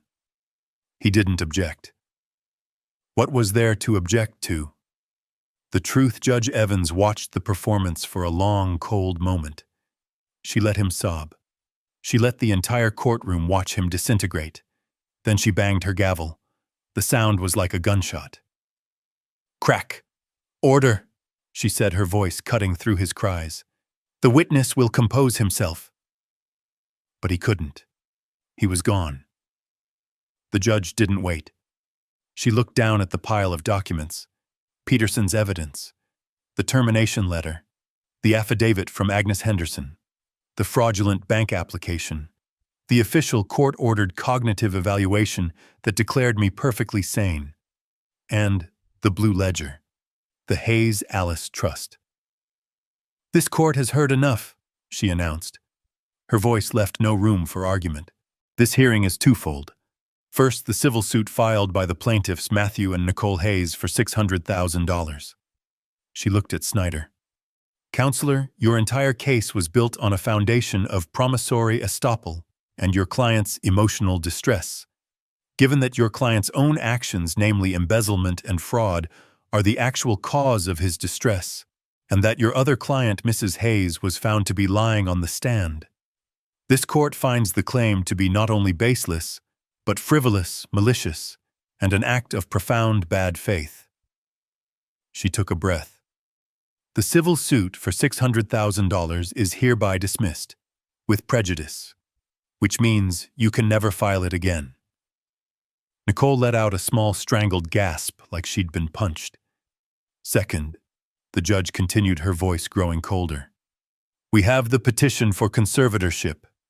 The petition to have Mr. Gabriel Hayes declared mentally incompetent. She looked at me. For the first time, her expression softened for just a fraction of a second. Then she looked back at Matt.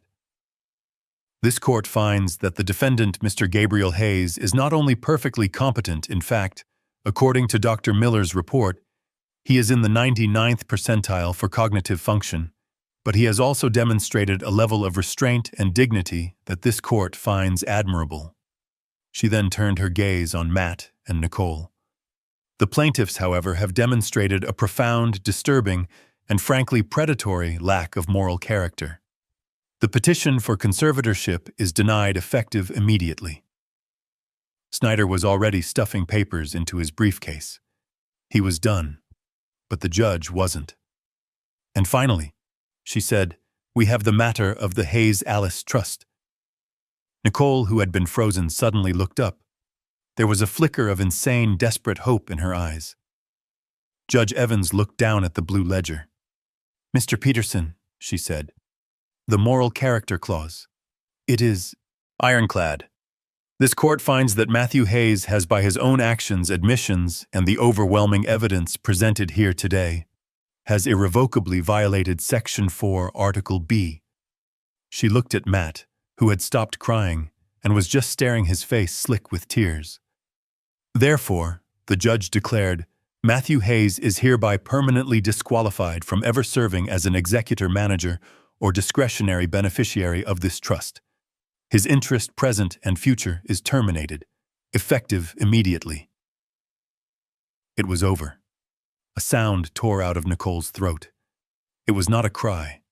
It was a shriek, a raw animal sound of pure, thwarted rage.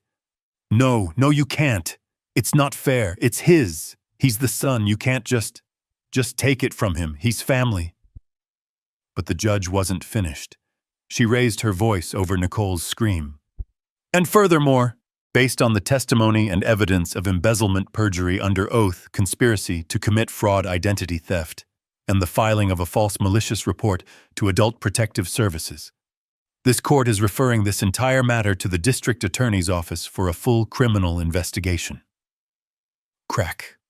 The gavel fell. It was done. Nicole stopped shrieking. She was just staring, frozen. She had lost. She had lost the house. She had lost the $50 million. And she had just, in all likelihood, lost her freedom. I watched a bailiff walk over to Matt. He was no longer a witness. He was a defendant. Peterson put his hand on my back. "It's over, Gabe." I nodded. I stood up. I didn't look at them again. I didn't look at my son. I didn't look at the ruin I had built and the ruin he had become. I just walked out of the courtroom. I pushed open the heavy wooden doors and walked out into the bright, cold, ordinary sunlight.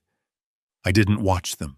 I didn't stay to see Nicole's final silent shriek or Matt's hollow-eyed stare as the bailiff told him to remain seated. I just stood up. My old knees cracked. I felt every one of my 70 years. Peterson put his hand on my back. "It's over, Gabe." I nodded. I didn't look back at them. I didn't look at my son. I didn't look at the ruin I had built and the ruin he had become. I just walked out of the courtroom. I pushed open the heavy wooden doors and walked out into the bright, cold, ordinary sunlight alone. They had lost. They had sued me for $600,000 and left with nothing but the clothes on their backs. They had smelled $50 million, and in their desperate, sloppy greed, they had slammed the vault door shut on their own hands, locking it forever. They would walk out of that courtroom, not just bankrupt, but facing a grand jury, criminal charges for fraud, identity theft, and perjury. They had lost their house, their non-existent inheritance, and their freedom. I sold the house in Oregon, the one with the cracked linoleum and the peeling paint. I sold the old F-150. I let Peterson and the trust handle the rest. I let the district attorney handle them. I took my pension, the money I had earned, the decoy money they thought was my whole world, and I bought a small 2-bedroom condo in San Diego. It's not big.